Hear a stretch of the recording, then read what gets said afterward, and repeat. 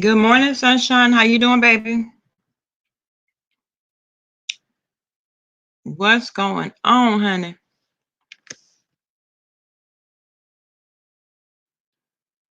Last night was a long night. Let me tell you what happened. After I got off live, I had to go and do the body right. So I took my son and his girlfriend with me. Now, I can't remember if you were in the live yesterday or not when I was talking about how she had threatened, his life, talking about if she couldn't have him, nobody else would. And so that bothered me. I was disturbed. And so I said, well, hold on. Because I deal in death, we will never talk about taking one of my seeds from me, especially if you're the one that's talking about doing it. So in the midst of me on the live yesterday, I got a death call and I went to pick the body up and I took them with me.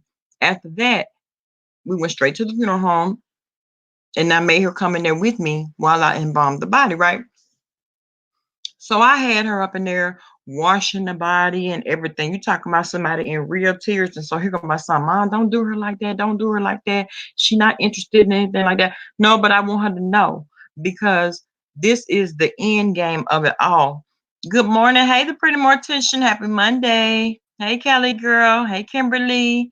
Good morning, Penny. Nikki, baby. Yes, God. How you doing, Niecy? Hey, Sarkonis, how you doing, baby? Good morning, so glamorific. Hey, hey, Summer Breeze. I'm watching you. How you doing, Pumpkin? Hey, Sharon Quotes. But yeah, so I took her with me. So she's standing up there washing the body and carrying on, talking about she understand why I'm making her do this.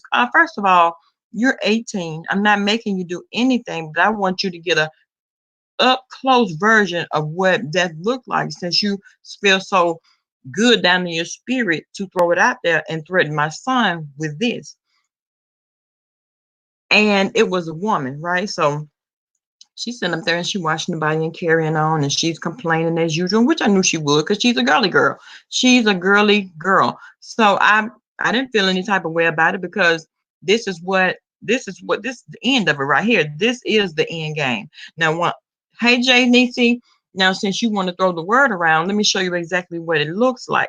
Because hey T, I got your email, pumpkin. Hey LaFern.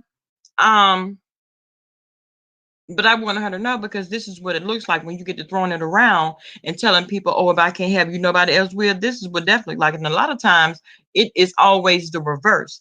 So you sitting up here threatening him when I want to show you what the results of some threats look like. And so she's standing up there. And so I had her right next to me.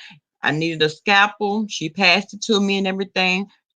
My son, he already knows what to do. So he was already getting my fluids together because he knew, the patient, he was, she was African American. And so he already knew because he could tell, he doesn't want to be a mortician, but I would love for him to at least have a license. You know what I'm saying? Because we're first generation. Most funeral homes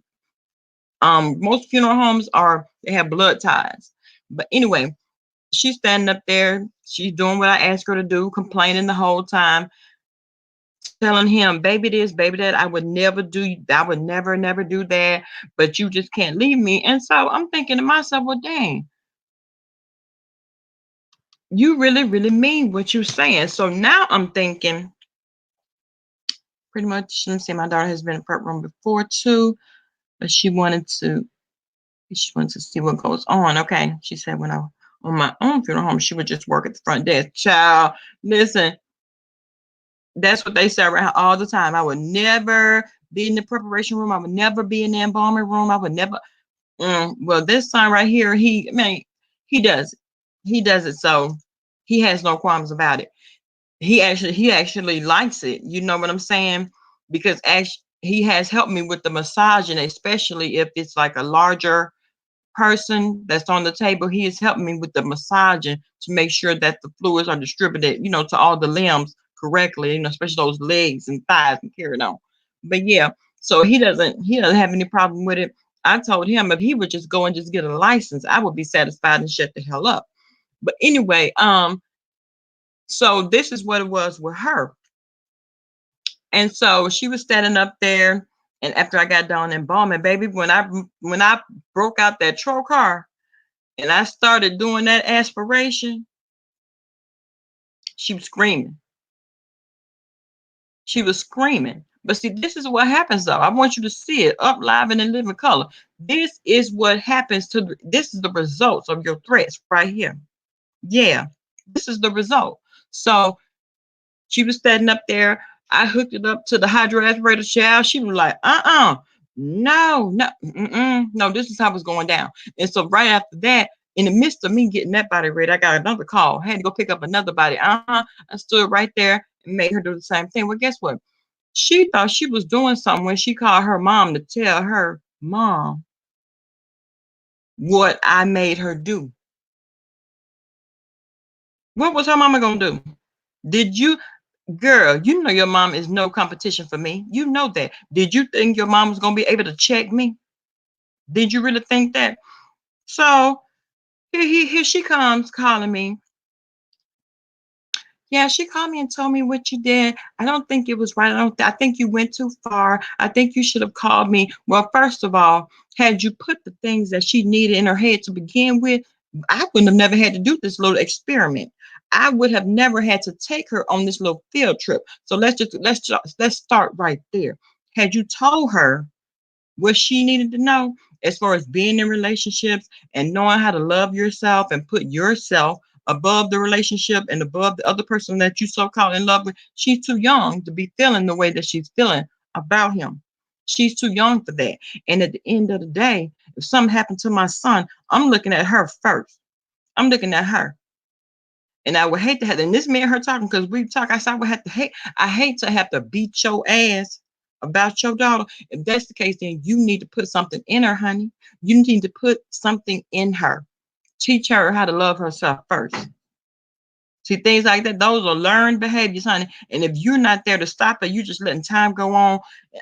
No, ma'am. Because see, the things that I heard her say and the context in which she said it in, I believe she meant it. And I believe that she meant every word that she said. If she couldn't have him, nobody else would. See, that's the problem. A lot of people, you want to overlook shit. Because see, I've been on the ass end of that. Okay? I've been on the ass end of that. I know what death looked like when it's staring me in my face. So I wouldn't, my son gonna go. I want it to be God's will, not by the hand of your daughter, because she can't have him. No. Too many people have already fallen victim to that. That's how it goes. And so here she go. Now she wants to get in this whole back and forth, back and forth, back and forth. No, man, what we're not gonna do, we're not gonna do the back and forth, because at that point I was already getting pissed off.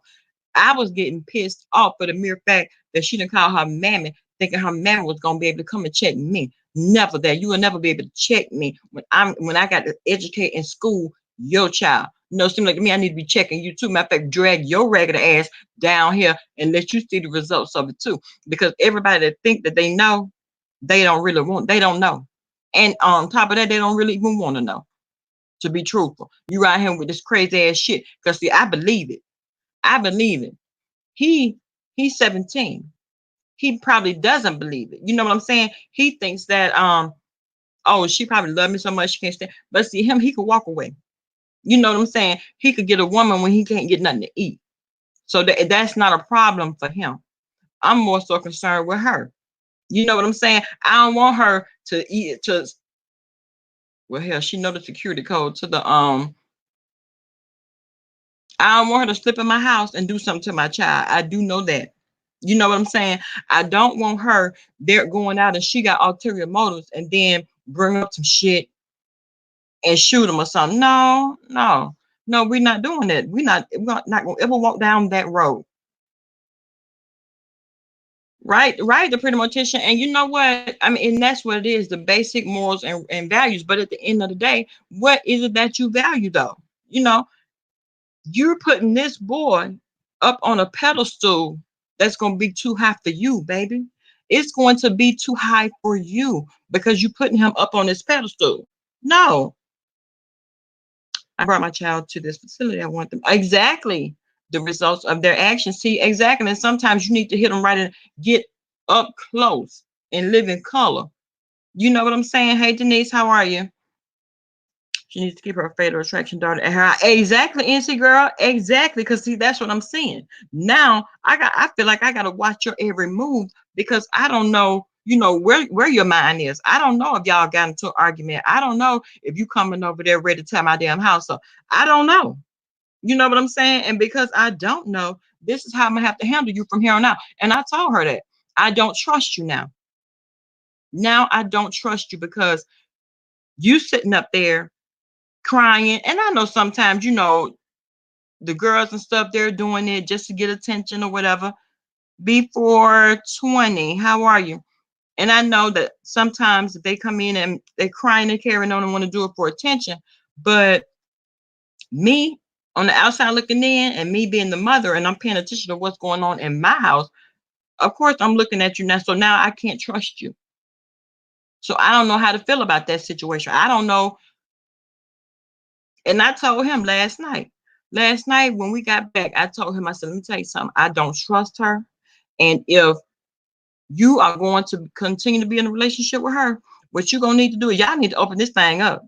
You all, hey, the Brooklyn Goddess, y'all need to open the relationship up where she's free to date whoever she wants to, and you're gonna do what you're gonna do regardless.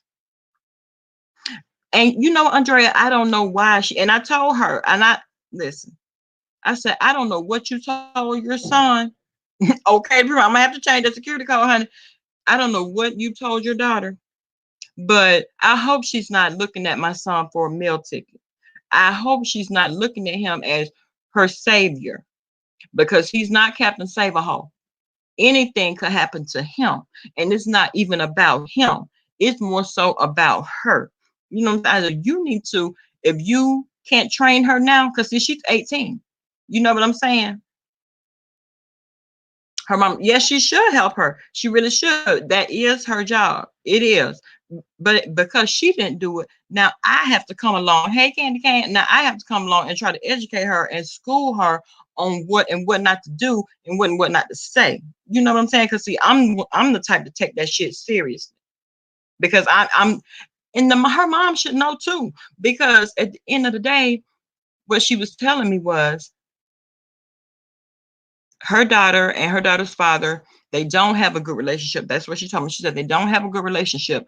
And so I say, well, that should have been, okay, you're a woman raising another woman and teaching her that bowing down and being so in love with another man, putting that man above herself is more important. But you can't do that. Hey, TR, how you doing? How are you? But you can't do that. You can't. And she was getting an attitude with me about it. And I said, hold on. I'm not telling you that, honey, I've raised a daughter.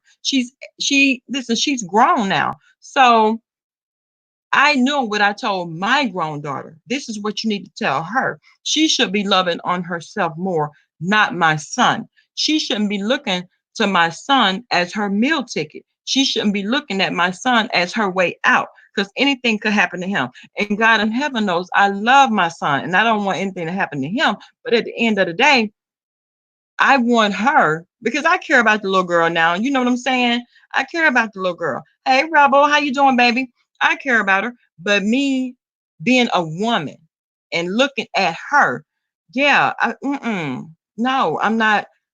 I don't feel comfortable now. I don't feel safe for him. I'm more so concerned about her. Gives me murder suicide tease, if you will. Gives me, I'm gonna kill you, and if I can, because I can't have you. Yeah, it gives me all of that. Who to say she won't come in here and kill all of us? And so I'm talking to my husband. He's like, "Oh, you're going too far, baby. You're going too far. That that girl. I don't know anything at this point. I don't know anything. Okay." And I don't know why she would have low self-esteem, y'all. She is a gorgeous girl. She's gorgeous. She is. And yesterday somebody said, well, maybe she's, using him for a meal ticket. Listen, I told her, I said, baby, you have to establish some things for yourself. You're graduating this year. What are you going to do with yourself? Are you really going to rely on Ulta to take care of you for the rest of your life? Or are you just going to work there until my son until his future is set in stone. That's what I'm trying to figure out. Hey, Nikki T. So, okay, Rebel, stay in line. Exactly. I don't even know if it's stay in line. I don't know. Because see, those lines have been blurred. She doesn't know, and she's only 18. She doesn't even know what to look for, baby. You don't even love yourself. You don't love yourself. Yeah, she does not know her self-worth. She doesn't know. She doesn't know. I don't know if, you know, now her mom has remarried this other black guy, and nobody, seems to me, nobody has told her that she's beautiful. Now I hear my son telling her that she's beautiful all the time. I hear him telling her, you know, I hear him praising her. I hear him, but see, I don't want, that's just him though. He has the gift of gab. He has the gift of gab. You understand me? That boy, I told y'all, I remember I told y'all when he spoke at the MLK parade here, he gave a very powerful speech just off the dome. I didn't even know he was gonna speak because he wasn't scheduled to speak, but he did. And he's just that type. And he has to gift for gab, honey. He knows what to say, when to say, and how to say it. But at the end of the day, I don't know if she well, clearly she wasn't equipped to handle his mouthpiece, but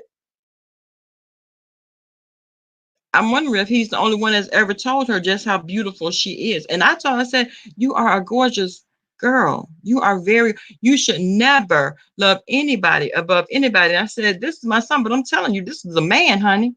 This is a man. A man is going to do what a man is going to do. And I don't care how beautiful you are, it's not going to stop him from, if he wants to see somebody else. I told him, Andrea, I told him to date other, y'all need to open this thing up and start dating other people. She needs to, you know, open herself up you know, other people so that she won't be so invested in you and banking on you. No, no, no. That's what I'm thinking, Sunshine. I'm thinking the open relationship will be good. Oh my God, little boy playing mind games on her, Rebel. Rebel, you know what? She gonna have to listen.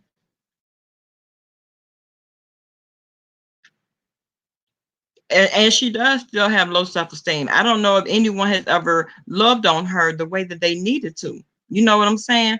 I don't know if they paid her any attention and told her about self-worth and told her about the importance of establishing your own identity, the importance of establishing, you know, your own foundation for yourself and your own well-being, not just, you know, for somebody else.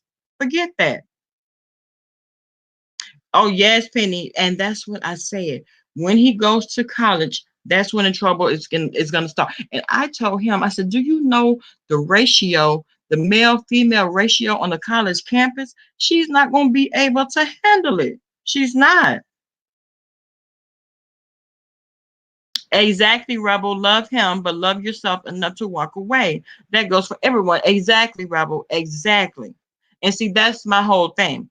Right now, in her mind, even after all of that, even after seeing the results of death, even after seeing, you know, all of that, she is still so in love with this boy. You, first of all, she is an emotional wreck. She takes him on an emotional roller coaster. And you know how, oh, it just happened to you, Penny? Oh my goodness. And you know how for him, he probably care about the little girl, but for him being the type of person that he is the athlete. He is the one that, you know, the girls, they just rally around. You know, like I say, he can get a woman when he can't get nothing to eat.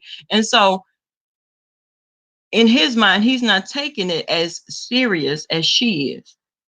She's looking for longevity, like this is going to be her man until the end of time. But no, I can't even see that. I can't see it. Not to say that he's running around just, you know, being from this girl to that girl, this girl to that girl, but I can say when they're all outside or when they're in the backyard or whatever, girls stop by here all the time. Girls come by here all the time. And I told her, I don't think, and I told her mom, I don't think that she's mentally capable of being in a relationship like this. I just don't. Yeah, exactly. It's nothing to joke about. Number one, it's not funny. That fatal attraction behavior, no, it's not funny at all because somebody gonna end up not breathing. That's how I see it. She does need her father. She does need her father because he doesn't even have a presence in her life. You know what I'm saying? He doesn't have a presence. And her stepdad, to be honest with you, her stepdad was actually sleeping with one of the nurses that I work with at the hospital. So I know damn well he ain't hitting on nothing either. You know what I'm saying? He's not hitting on anything either. So I can't, what am I going to say? And then let me ask you something.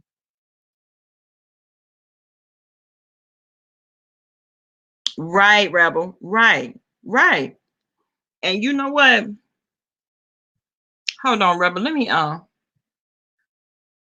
Rebel, you got time to talk or are you driving, baby?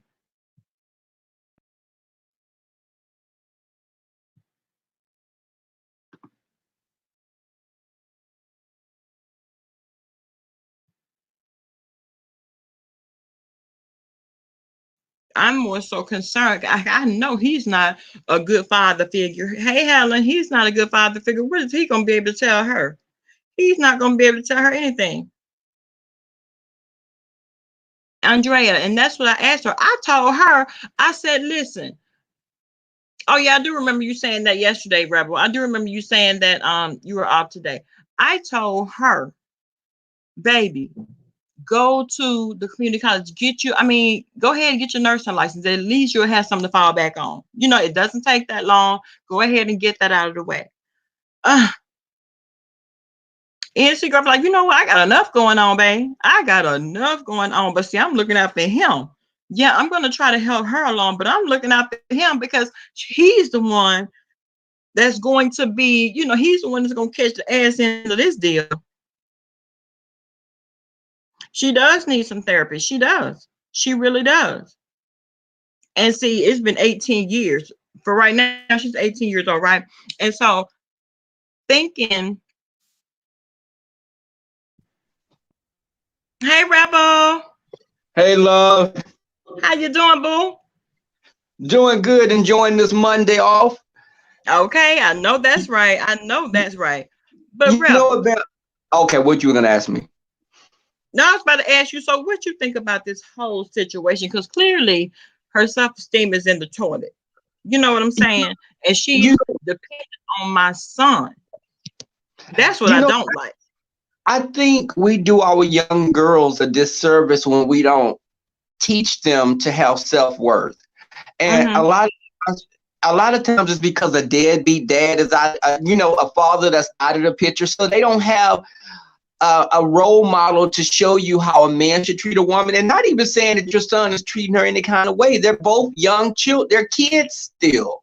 Yeah. And my niece is in college now, and I noticed that her relationship with her little boyfriend changed when she went to college because she was exposed to other people. She saw other boys, but this boy was, girl, he stood her up on prom night. She had to take, yes.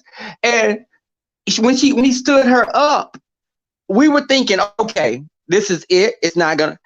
We're thinking that they've probably started having sex. And, I'm just keeping it real. Yeah. I think he was her first. So I think girls they look at it as something more. And, this is who I'm going to be with. Whereas little boys, a lot of times, are just looking at it something, they're men. Yeah. Boys don't look at it like little girls. And little girls will become possessive, and they may end up doing worse harm to the boy than he'll do to them because they're looking at it like, you just used me, you took advantage of me. Mm-hmm. My niece she was having low self-esteem because she had picked up a little weight, and we were telling her, you're beautiful, she was walking and stuff, and her attitude started changing when she started going to the gym and she started hanging out with friends, because we told her, get out there, go out, stop coming in this house just sitting up, not doing anything, and you're making yourself available to him. You can't be Right. you can't make someone a priority if you're only an option for them. I mean, it's just Right. you sell yourself short. But with your son and this girl, how long have they been together? It's been, Rebel, I want to say about a year and a half. Now, Oh, mind you, she's already a senior, so she's graduating this year with no okay. kind of aspirations of going on to college, or no kind of aspirations of, doing anything but being available for him when he feels like it. See, let me tell you something, Rebel. Now, my son, he's a star athlete. He boxes. So the girls are rallying around all the time. When she got him, now she feels like, okay, I got this dude and I'm going to do everything in the world I could do to keep him and to hold on to him. So what pissed me off about her, she threatened him because she was like, and she was crying. They had gotten into an argument and she was crying, jealous over girls. And she was like, if I can't have you, nobody's gonna have you. I'm not gonna, and I'm talking about she in her feelings for real. And so of course my antennas went up at that point, because up until then I wasn't really paying any attention. But when I heard that, and he's laughing it off like it's a joke, and there's nothing to play with for me. And her, I don't know, Rebel. I don't know. They haven't been together long enough. And I told him last night, I said, listen, y'all might need to open this thing up and start dating other people. Because right But now, you are her morning, noon, and night. but You you are know, the but very Bama, but Bama, you have to make sure that you put in his head. Now, don't be trying to control this girl, because you know how boys can be. Young men, they can be comfortable if they're out there doing, dating, but they may have an issue if the girl that they're with is doing the same thing. So he have right. to open his mind up to let her do what he's doing, because if he's this guy, your son is getting this attention and everything, that's gonna affect her, and she's gonna be, that whole possessive thing is just this a very slippery slope. If we're gonna openly date, it's gonna have to be for both of us. You can't throw it up in my face, because guys, guys' egos are very fragile. Right. And you know what? And I told him that. I said, he's talking about some, so what you mean? He's talking about, Mom, don't play with me. I don't play like that. So what you mean? I'm not talking See, that's about what I'm talking about having right sex there. and sleeping. Yeah, he's talking about, Mom, don't play with me. Don't even try me like that. I'm like, no, what I'm saying this for your own good, son, because you're not looking at it how I'm looking at it. Hey, John, you're not looking at it the way that I'm looking at it, because he's used to the girls being around. That's nothing for him. You know what I'm saying? He's used to that. But she knew Right. what she was getting into when she got him. The girls were there then too, but he chose her. I'm more scared for her than I am for him. I don't know if she may like a whole murder suicide type of thing, and I would never ever put that out in the atmosphere. But I don't know. And because I'm in the business of death, listen, that's one thing I don't play with, because I know how many times it's happened already. You know what I'm saying? And I told him, to listen, being dating does not mean sleeping with, that does not mean having sex with, that just means you spending time with other people. You know, well, if it's me dating, I'm gonna put out on the first date if I'm dating, just to put it out there. No, but seriously, no, I'm kidding. I'm just kidding. But Bama, but you're right. Dating is not, and the thing is, get to know people. They're so young that they don't realize that it's so much more to life. And because I have an uncle, Bama, he was controlling this one girlfriend he had. He was out there, girl, he was sleeping with anything that sat down to pee. And if she did anything that he thought was suspicious, he was jumping on her, beating her, because he wanted to be the only one doing everything. And she would come to me, telling me, your uncle did this. And I told her, I said, you have children. That's my uncle. I love him, but you shouldn't be a punching bag for no NIGGA. I said, right. Now, I said, sis, you better love yourself enough to leave him alone. I said, he has a problem, put his hands on you. You're not a punching bag. And but Bama, he got that from my grandfather, because my grandfather was abusive to my grandmother before I was born. So boys, men, young men mimic themselves. They look at their father, use that, as a template for who they're gonna become, like girls. Right. If they see their mother being treated like crap by different men, and just letting men just do anything to them, they gonna think that's acceptable. So with this girl and your son, with her stepfather, what you're saying, what he's doing, her mother not putting it in her head, her mother should let her know, you're young, date this guy, but you have to be complete yourself. Yeah. And I had to tell her that. I told her that.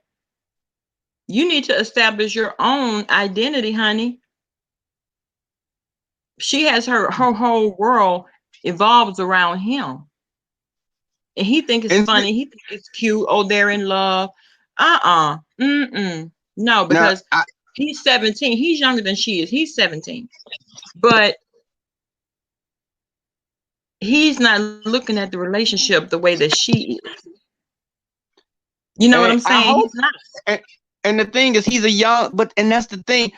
Young girls look at it so differently than young guys. And he better be, if he and her are being sexually active, Bama, he better make sure he don't get that girl pregnant. Listen, that's what, let me tell you what, and that he came to me and asked me to tell my mom, what would you do if, he called her name. He was like, what would you do if she was to get pregnant? I said, let me tell you something. We're not going to bring kids into this, because see, at the end of the day, I will be the one. So me and your dad is going to have to take care of that baby, and her mother is going to be responsible for the baby. Well, she got a job. I said, let me tell you something. This conversation is dead in the water. And that's when I told her, Mom, listen, you can make sure that she's on some type of contraceptive, because they're having sex. And I know they're having sex. Come on, I know they're having sex. I'm not crazy. Listen, I'm not ready to nurse another baby. My baby is 4. Okay. My baby is 4. And a couple of weeks, when was that? Week before last, I miscarried. So there is no way in the world. I'm talking about. I'm sorry to hear that. It's okay. I didn't even know that I was expecting. But I know I didn't want, my 4-year-old, that's enough. We're done. You know what I'm saying? But for them two, I would have a holy fit if that girl turned up pregnant, because she has started picking up weight now. She has started picking up weight. And I'm like, I don't know about this. Are you so complacent and comfortable in this relationship till you feel like, you don't have to keep yourself up? You're letting yourself go. You're eating everything, that in sight. Why? I'm like, why? Why the hell are you eating everything? What's going on with you? Because we're not going to speak about babies. And you know what? And the thing is, my sister, when she saw the relationship with my niece and her boyfriend getting more serious, she took her to the doctor and put her on birth control. And my niece is like, it was like the one that they put in the injection, I think. In vitro. Yeah, and my niece was like, she didn't want it, but my sister's like, ain't no babies. All my children are up in age. They can make their own sandwiches. No babies are gonna be in this house. And she told her that, and I was messing with my niece. I said, girl, now you bet. I said, are you and that boy taking this relationship to the next level? She said, no, uncle. I said, because I had a dream about some piranhas trying to eat my boat when I was in the water. And when you dream about fish, somebody, girl, the old people say when you dream about fish, somebody pregnant. I said, now some piranhas was trying to eat me when I was in the lake, girl. Now, I said, niece. She started laughing. I said, no, you don't even like taking care of dogs. You don't like pets. Do you know how serious it is? These girls walking around with these babies, and these boys are out of the picture. You have to realize it's going to be your responsibility and my sister's if you get pregnant.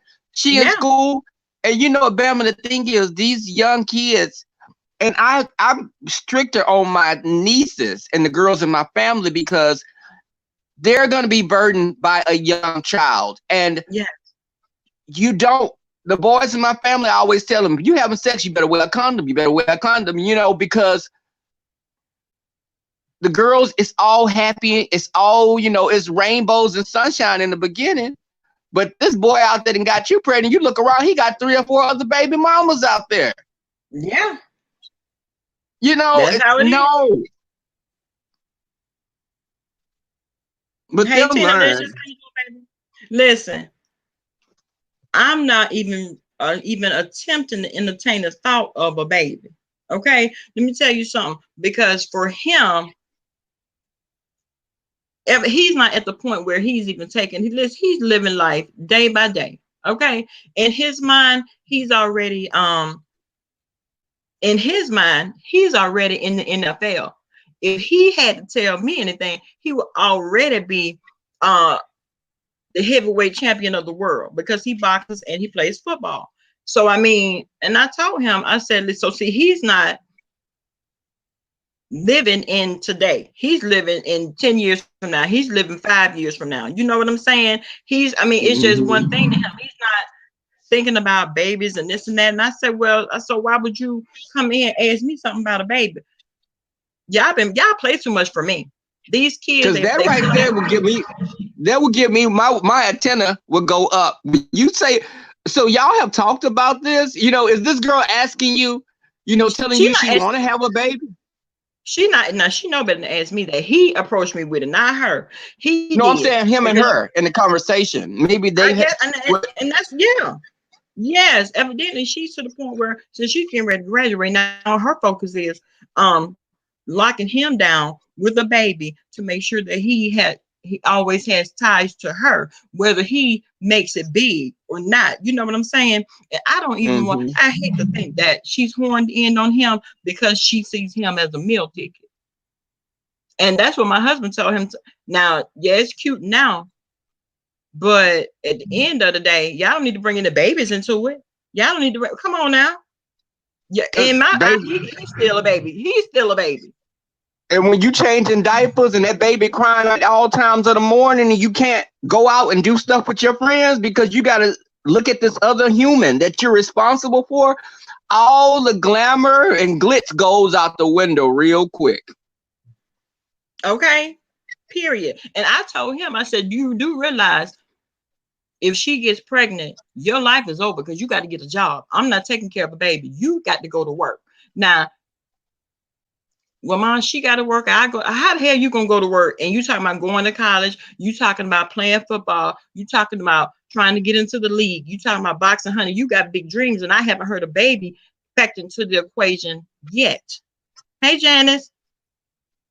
So and you know what? Where the baby coming in at? Who gonna take care of the baby? The parents, the grandparents ultimately become the caregivers. Well, my cousin, years ago, my cousin was with this little boy. My cousin nose was wide open. He was her everything. The boy was my cousin, a beautiful girl. But this boy was doing everything. He was treating her. He was being a young boy with his nose wide open, just getting out there. And she got pregnant. Her parents had to take her, and she took care of the pregnancy. And this was years ago. But flash forward, now this boy running around here with 5 or 6 baby mamas and not taking care of not one of those kids. Tell her to this day, what do you think? I said, what do you think if you would have had a baby by him, where he would be at? Where would he, what role would he play? What role would he play? And my thing is, even though I don't agree with what she did, that wasn't me to make that choice. It wasn't my call. But your life would have been changed. Now she's finished college, but all that would have been put on the back burner. And this boy, all these baby mamas he got, he's jumped on them. He's barely could keep a job, in and out of jail. Is that someone which you wanna procreate and put that genetic makeup out in the world? Right. Hey, BBK. And it's sad, but and with your son, he has to be aware. Don't be telling this girl, don't let that girl think, just be casually dating, because you're young, you're still going to college. You're going to see there's going to be a lot of girls out there for him to meet. Yes. And that's what I told him. that female male to female ratio on the college campus, please, please. She's crazy now, honey. She gonna be, I don't know what she's gonna be when he get to college, because I could just see her fading in the black. Really, I could see that. I could see her fading in the black, and he's just going on about his life. Hell, and he going off to school. Hell, I was at the community college here, and I was a straight up hoe. So imagine him going away to school. Right. I mean, girl, you know. So, but the thing is, a girl in every class. A different girl in every class. Damn. Okay. And you know, and the thing is, especially if girls gravitate toward him, you know, they do. She's gonna feel that her light with him is gonna grow dimmer and dimmer. Bama. That it's new. It's new to him. He's 17. He's how old? He's 17 now. And she's 18 or 17. No, she's 18. He's 17. So they're not even able to drink yet. Do you not? I mean, it's like all the things that life. I think you should, in your 20s, live your life. Your later 20s, when you finish with college, that's when you start looking at more serious relationships. These things. Now all this stuff is fly by night, especially in today's world. Listen, the way that it is, me on the outside looking in, you here today, but you're gone tomorrow. Girls have always gravitated toward him, and now it's just more and more. They're just coming more and more and more. Baby girl, you can't handle the situation as it stands with the girls that you already know coming to him. What about when he goes off to college? Are you even thinking about that? Now, you know what? I think me and her need to have a spa day. And we need to do some girl talk. And hell, it seems like I need to bring her mama along too. Hey, Karen, how you doing? Look, Cameron said, Rebel ass made me fall out the bushes.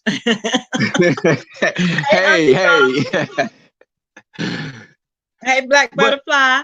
But Bama, that's a great, you know what, Bama, that is a good idea. Because sometimes you need to let people get, because you know what, the mother's guard is up with you right now. Her guard is up. If you take her like on a spa date, that'll make her be more rest, you know, her guard won't be up, and she may be open to hearing what you have to say. And that girl, the daughter as well. Well, Rebel, do you think she'd be interested in hearing me tell her how her husband is hunching? No, Bama, another nurse that I work with. Do you think she'd be that open, or should I just mind my own business? No, just leave that one alone, girl. You don't want to shoot yourself in the foot. You know, no, sis. No. Talk about a messy moment. That'll be a messy moment, honey. Because I talk to this nurse every single time I'm at the hospital, honey. And I know that you hunching this lady man. I don't know. Yeah. I'm gonna stay out of that. Okay, I'm gonna mind my business. No, because right now, just focus on the daughter with your son. Now, don't girl, because she may really be thinking she gonna make it like you're lying or something, or it's something. You're gonna be the villain at the end of the day. Because she already ain't gonna like probably what you're saying about her daughter and your son. So then to come along and say, oh yeah, by the way, your husband is, he hunching someone at work. I mind my own business. No. Yeah, Bama. No, sis. Not that one. Not now. No. Okay. But it's clear. And then my thing is, because it's not like it just started. You know what I'm saying? It didn't just start. So I'm gonna mind my own business. I'm pretty sure she knows, because you know that women's intuition. You get that feeling in your gut. You know that nigga out there doing what he want to do. Girl, yeah, you know that. I hope you never find your channel. I hope so too, Auntie. Okay. While I'm just talking. Okay, while I'm running my mouth. But Bama, you know what's a good example of that? What I just saw recently was, like for example, how Kenya and Mark is on The Housewives. Can we say that, on that damn Kenya Mark? Let me tell you something. A classic. That's a storybook toxic relationship. Isn't it? Mark is you have a baby. What we're talking about, Bama, you have a baby and everything was good in the beginning. But now we see how we would have never envisioned it getting to the point where it's at now with her and Mark? Well, you know what? In the beginning, I thought it was manufactured. I thought it was scripted, and I didn't even take it seriously. But Mark is a handful. He's a whole piece of work. And to the point where he refers to Kenya as Ken, he tell Kenya what to do. And because Kenya wanted this life, you wanted this husband and this baby, now you in a living hell, really, because this dude is taking her through the ringer, making her look real crazy out here in these streets, talk to her any kind of way in the front of the other cast members and all that. No, Mark, you are foul, dude. And I'm looking at him with a side eye because to me, it's like you're treating her just like, you know, it's like you don't even want a woman or something. It's really weird to me, just how he acts. That's what. If someone was to tell me he was DL, if someone said Mark was DL girl, I'd be like, oh, okay. You know, it wouldn't shock me at all, just because how he just has disdain for her. It's like he doesn't. Yeah. You know, you're here. You're getting on my nerves. Why are you here? You know, why you? It's like he argue with her and he picks at her. You know, it's just unhealthy, and that goes back to you wanted a baby from this man, and he was your everything, and you being an alpha female, you put yourself on the back burner to let this man shine, but the man was just, it's like he's checked out of that relationship with her. Child, exactly. Listen. It's all about the baby. He ain't thinking about Kenya. In my opinion, it's all about the baby. Because I know last week when they were in that pool, he was like, "We're gonna come and leave mommy at home next time." Look, mommy who? Hey, young. Okay. Hey, mom. I hate the way he treats her. And listen, I was never a big fan of Twirl. I never ever listen. Twirl was doing the most. And yeah, Kenya's a hard pill to swallow. Yeah, I was completely with him last week. You know, when they were planning the whole event, I was feeling him. Hey, Lolo, I was feeling him, and how he wasn't going to just invite Greg and not invite Nene. I like that side of him, but he is a mess. He's a mess, and there's no way in the world I could ever be with anybody like Mark. And now, true talk, they were already saying that he was DL. I've heard that in the street. Saying that. Yeah, they were already saying that. I don't know. But the thing is, still look. You know what? I used to hear older women in my families tell the younger women, baby, they say you meet you a man that loves you more than you love him. And I used to think about that, and I even always thought about that when I dated someone. It was almost like I made them fall in love with me more than I love them. And I think, that wasn't a good thing, but it was almost like I was protecting myself. And I know that when you just put your all into someone and they're not giving you anything, you're going to come up short. It's a pretty present. It's a pretty present with a big bright bow on it, but it's empty inside.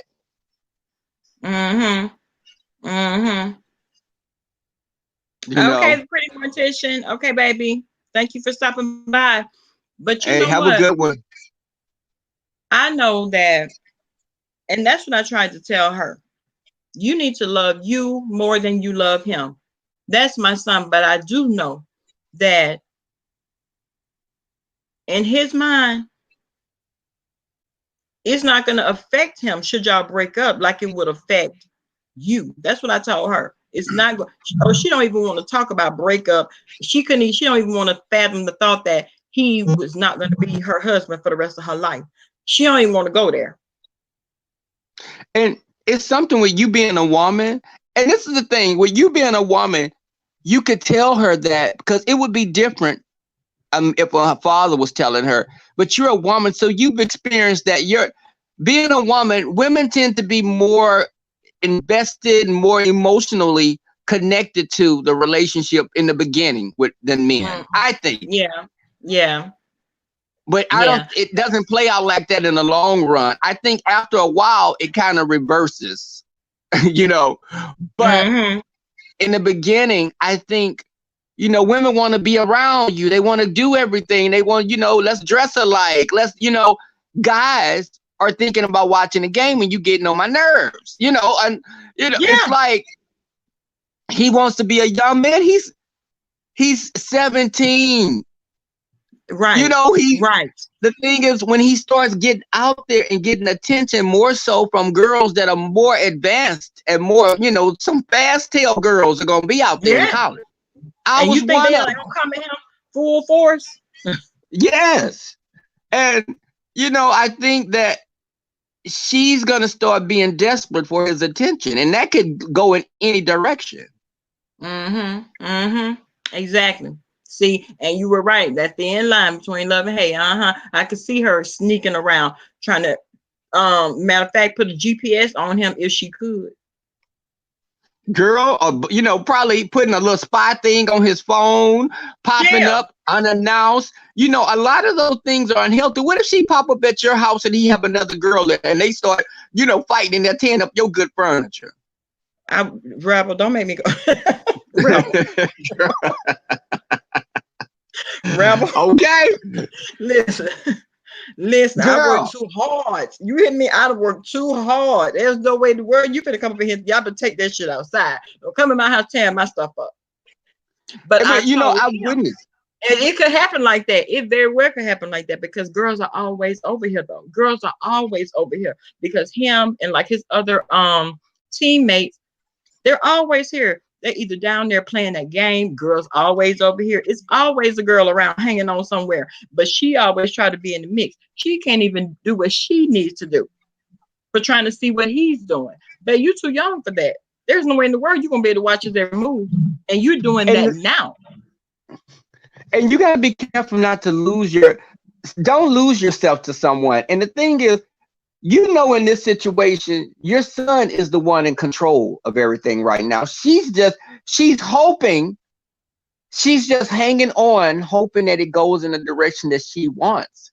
But the thing is, the reality of it, he's a young man. He's not even 18 yet. He's going through changes. He's going to be experiencing life. She is like his high school sweetheart. How many of us stayed with our high school sweetheart? Rebel? Well, you know, I had a high school sweetheart. And when I saw this thing, you know, some years ago, it looked like he ate the one that I went to school with. So, you know, people change, and it's like he's going to be around. He's going to be around a lot of Becky's. No, you know, no offense to any of the Beckys or, you know, the pink kids that may be in here in the bushes, but he's going to see and experience a lot of different types of girls, and not even saying that he should be sleeping with anyone else because there's stuff out there in the world you don't want to catch. But exactly.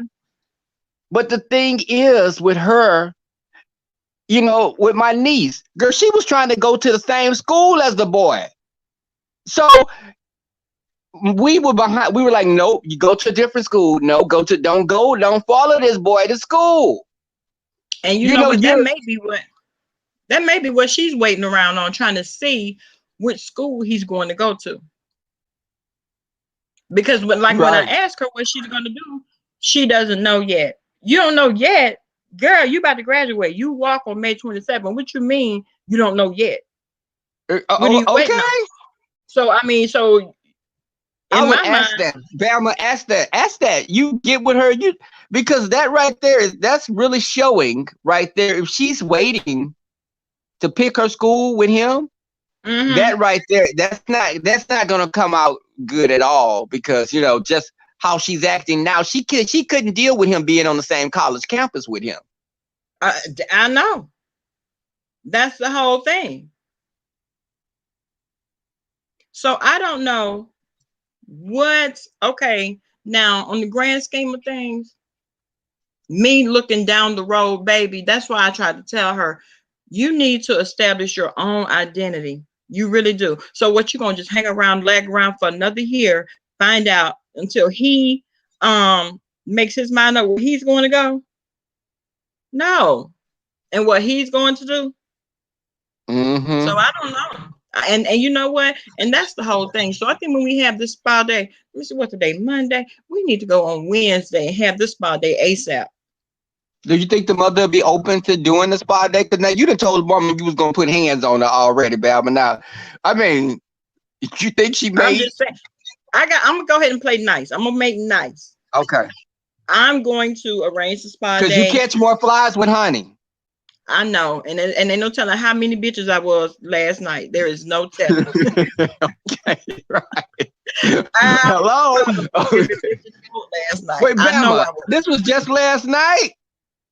Yeah, because you know, she had threatened him, talking about how she wasn't going to. I mean, if she couldn't have him, nobody would. And I made her go to work with me and help me embalm 2 people. I heard that. I was in the bushes listening. And so the mother had a whole attitude about it. She didn't think that was right. She feels that I went too far, and she feels that. But you know what? We are 2 different women that are 2 different races. You weren't raised how I was raised, baby. I'm raised. Wait, Bama. Is she from the Swiss Alps? Yes. Okay. So, yeah, that plays a different, you know, because sometimes, then maybe I'm thinking about it because it's all about your upbringing. Because you could be of a different race and raise your children to have self-worth, and you know that self-esteem goes a long way. Yes, Cali girl. Cali gal. Yeah, Yeah, Miss B, she cut up last. Yes, Miss B, she cut up last night. Yeah, you gotta let it, Bama, you go ahead and let it settle down. Let the dust settle before you offer the spa day. Well, that's my way of playing nice. I do want to catch this girl, though. You know. Okay. Well, yeah. Well, and I see what you're saying. You know, I would say, you know, I may have been a little passionate last night in our conversation, and you know. Yeah, you know she tried to check me, baby. Girl, you can never check me, because you can't tell me how to feel about what your daughter said to my son. See, we parent differently. You know what I'm saying? You parent from the aspect of the Anglo woman. No, I parent at the aspect of an African American woman raised by other African American women, kings and queens. So no, man, we're going to do things differently. But one thing we don't play about is death. That's one thing we don't joke about. We don't play about it. This shit ain't funny. Yeah. I don't want to. My mom gonna tell me, talking about, well, you know, you have to, you know, you're going to have to be the one to extend the olive branch. This is my mom. You're going to have to be the one to extend the olive branch. You may have gone a little bit over. I said, well, honey, you are my mother. Whose side are you on? You know, she wasn't ready for that. You traumatized her. That was a form of torture. I said, okay, I'll holler at you tomorrow, mother. Love you. I had to hurry up and phone her because she wasn't going with me. She wasn't on my team with that one. Bama, but you know what? Mother was speaking some truth, because you know when we be going to HR and we have these meetings, and that coworker that's Anglo-Saxon get in there and start crying, and you know, be like, I feel threatened. Oh my God, you know, my life is. You like, hell, for we were just there cursing each other out in the break room. What do you mean your life is threatened? You know, because the tears have come forth, and they know how to look for all it's worth, and we be in there be like, now, B, I ain't the one. Wait till we out, you know. That happened to me, Rebel. That happened to me. And okay. When most of us had to go to HR. Wait a minute, hold on. Because you were not just the one standing up there, but she was crying there. She is a bit of a water, but that didn't stop her from calling me every bitch in the book, though. Right, but the tears work in their favor because it gets sympathy from your managers. So, you know, girl, I'd be in there and I just think about anything. If I would go in there, I'd just start crying before I walk through the door. I'd be like, I'm terrified, you know, because he said that, you know, listen, girl, okay. I would never be caught in that type of situation. If I ever get called in the HR because me and another nurse got into it, the wig coming off, I might pee on myself, I might do it all, honey. I know how to put on a performance if that's what you need me to do. So since I know that's how this game has to go, and that's who gets the sympathy, okay, let me go ahead on and push my anxiety to 1,000. Girl, I may get in there acting like more Queen of the Cross-Eyed Diva, just to make them really. I'm dancing around. Yeah.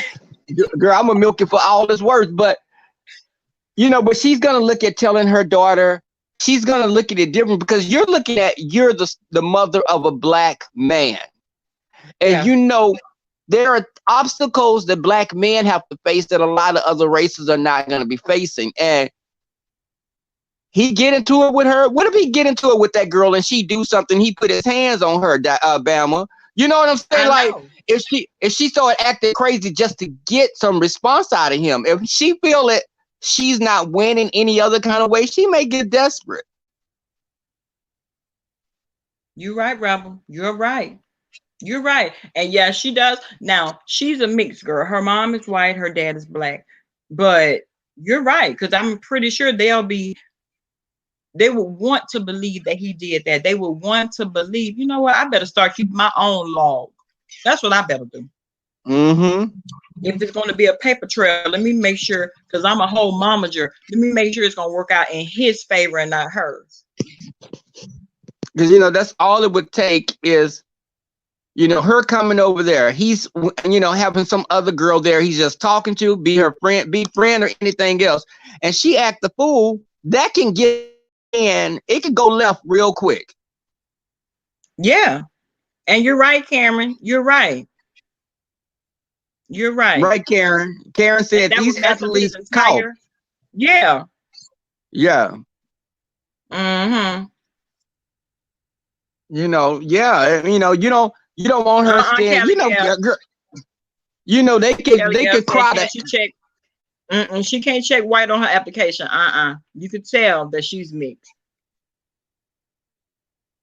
But okay, so you can tell she's mixed, but don't forget she has a white mother, and that white mother, she may have learned some tricks from her, and not to say, right.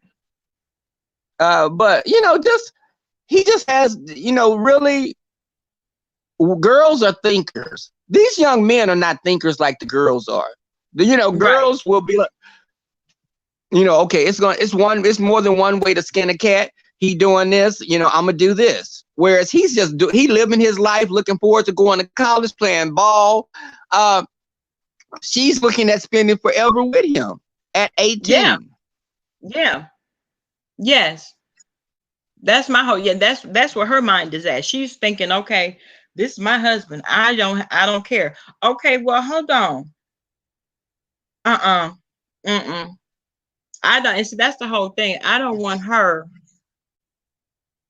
But then if I go in and be talking to her and her mom about, mind protection methods as far as making sure that he's not going to catch the accident of it, what makes me think, because see, right now, I'm already looking at her from the side. I don't trust her.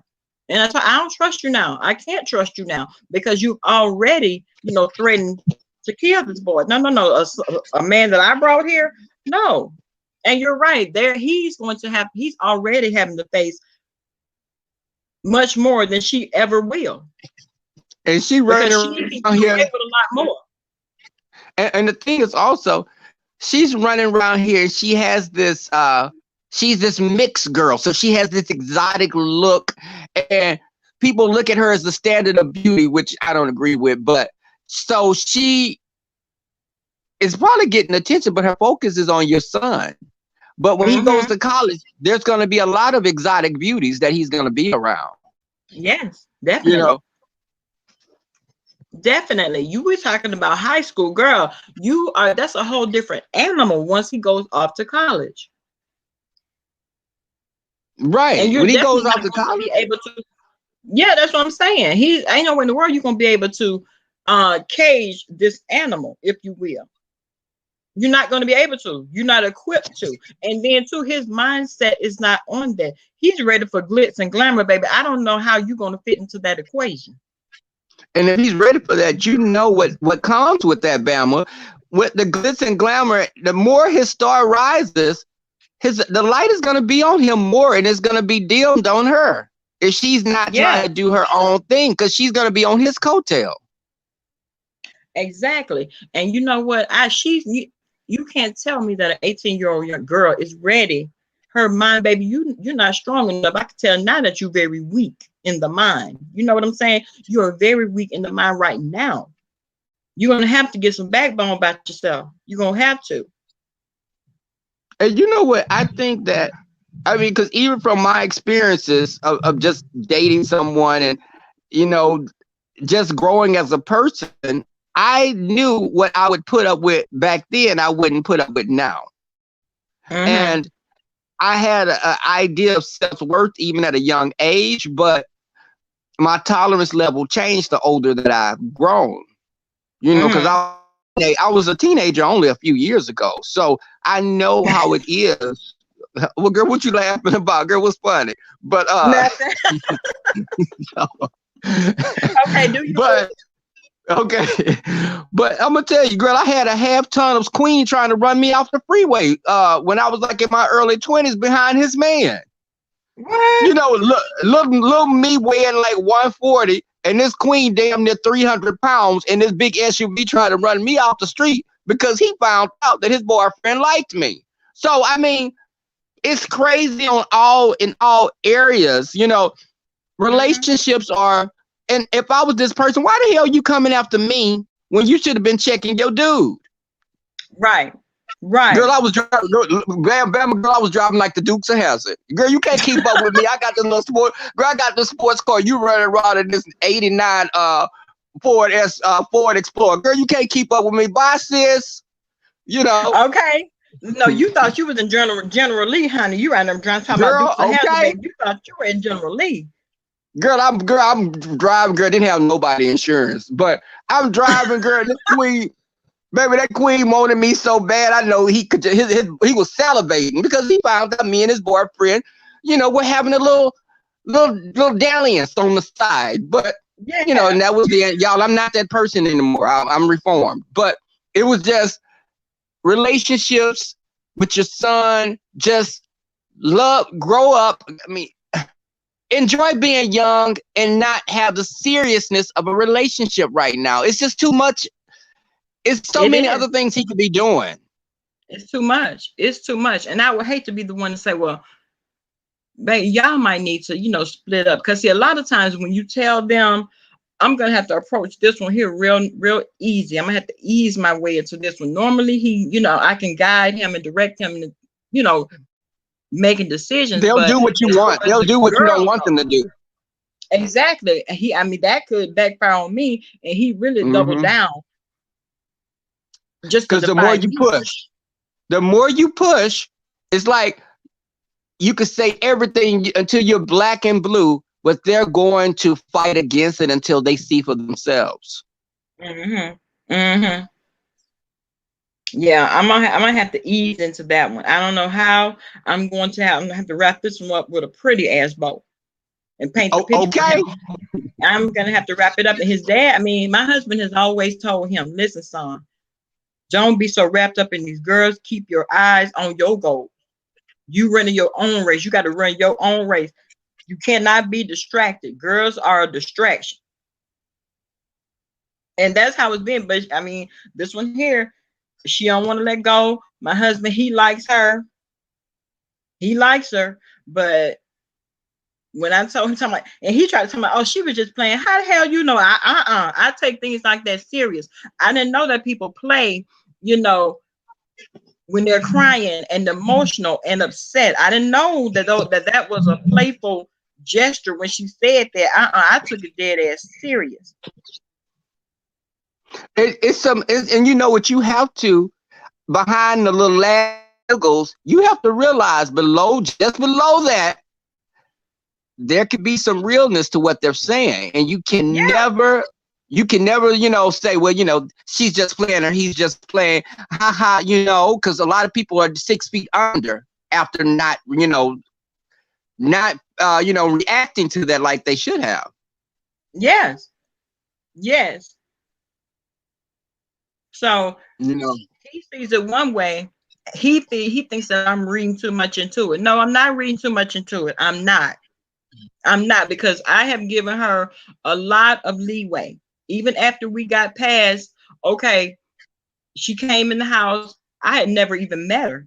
She came in the house, walked past me in my damn house like I was the help, didn't speak, didn't say Oh, shit. hell, Yeah.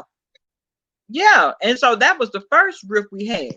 That was the very first one, because you know, first impressions with me last, right? And after I had to check her about that, then she felt like, oh, I didn't like her. I mean, well, guess what? You set the tone for how I feel about you. You set baby. the tone. But ain't That's no the way, first ain't no rule. damn way. Exactly. That's the first rule That's we learn very in black true. families. Black families, Exactly. you don't come to my house. You don't go to nobody's house and not address them, well, girl. Yeah, Oh, walk past no, me no. like I was the hell. Not a how you doing, not I'm so and so and so, not anything, nothing. What the hell? Walk past me. I said, oh, okay.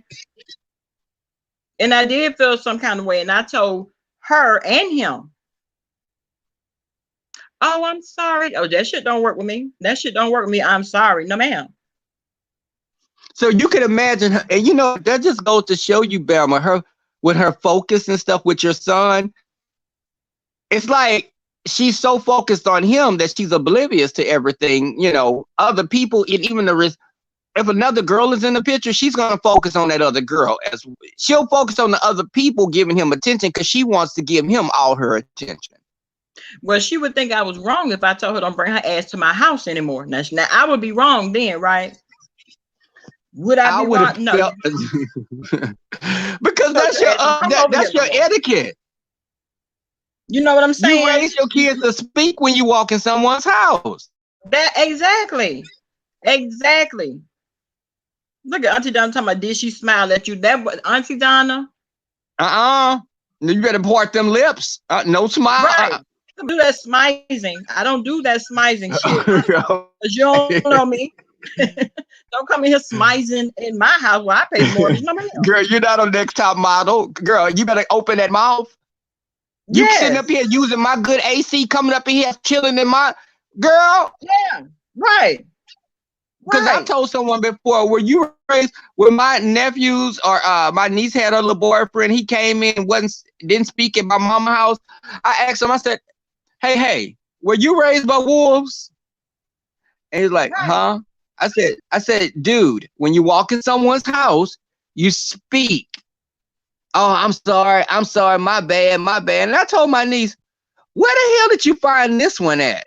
You know, because you gotta watch how the people. And with this girl, like with her not speaking to you, I would have looked at that as outright disrespect because, you know, it's okay for you. You think you're not 3. I could see if you were like a little child, but you dang near full grown, and you walking in here, girl. You're a teenager. When you start getting up past 9 and 10 years old, you know to speak. You're not a little baby anymore. Right. I'm looking like this is no home training. No home training. No, ma'am. Okay, and look, and Karen said, and close the door, letting that good air out. Yeah, letting my good air out. Girl, get up out of here. Exactly, girl, Karen. Beat it, sis. You know. Okay, but I would have been wrong. And so, but you're good.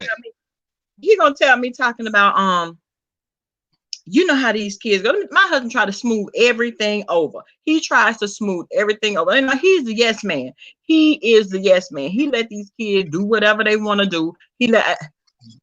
I have to be the disciplinarian, and when I am, then I'm the mean one. I don't think I was asking too much for this helper that I don't know and that clearly doesn't know me come in my house. I was supposed to feel some type of way about it. Hey, Tisa, how you doing, baby? I was supposed to feel some type of way about it. You know what I'm saying? He think, oh, she's nice. I don't believe she just walked in and didn't say. I said, listen, she didn't even part her lips. No, look, now I'm mad at you. I'm pissed off at now. You're gonna make me pissed off at you now. What are you saying? I'm crazy? Right. No, she didn't speak. I mean, listen, we had a whole little back and forth about that.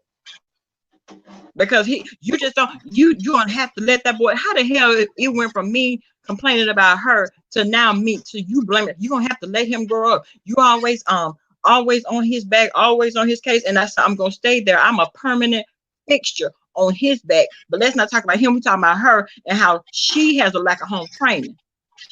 Right. It was her not speaking.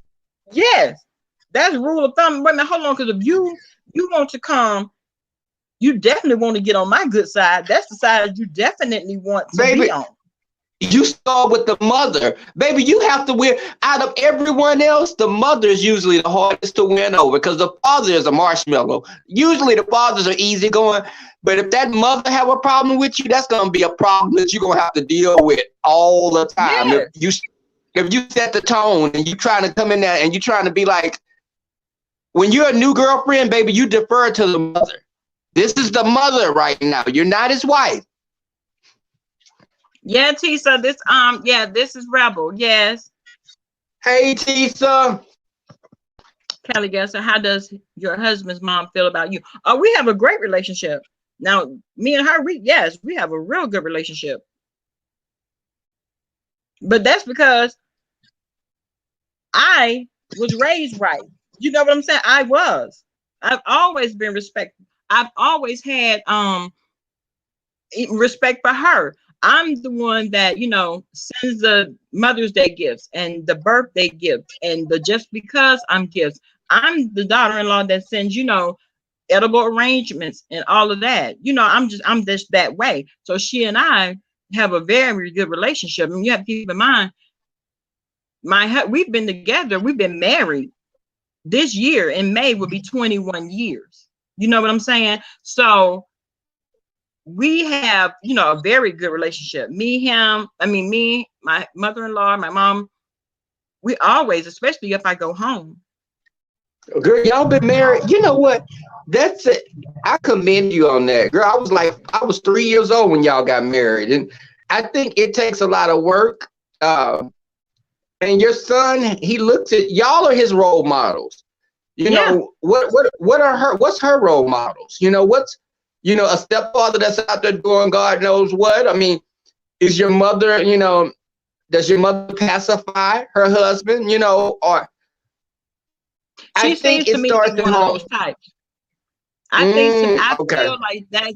I feel like she's one of those women that is happy to have a successful Black man. You know what I'm saying?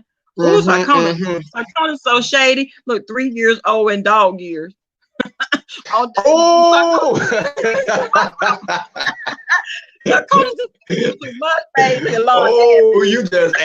that was a hateful comment. That's hate rhetoric. You know that.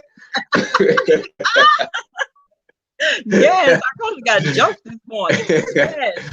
But you know, so happy just to have a man, a successful Black man, so you'll settle for anything.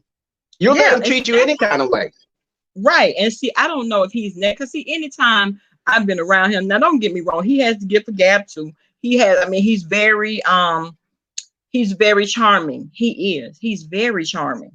And so I can't say that she's blind and she'll be a damn fool to not know that your husband is a whole mess out here in these streets. But is that what you're teaching your daughter too, though? That's my whole thing. Is that what you're teaching your daughter? I don't care. Let him do whatever he's going to do. Secure that bag. And you know what? But Bama, and that is so, I'm thinking about it now as well, because regardless to what your son may do and the girls that he may meet, she may stay latched on him, girl, like a leech, because she knows that he's going somewhere. So, you know, much like her mother latched on to that guy. So it's like, long as I have a man, you know, it's better than not having one. I have a man, he's going somewhere. I'll be set. You know, this is my meal ticket. I'd be crazy if I messed this up. Right. And I better get a baby from him before it's too late. Right. That's the whole thing. A baby would solidify her position in his life, meaning that I'm gonna always be there. Because I would be his baby's mom, whether we break up or not. And then I can use the child, you know, as like a weapon.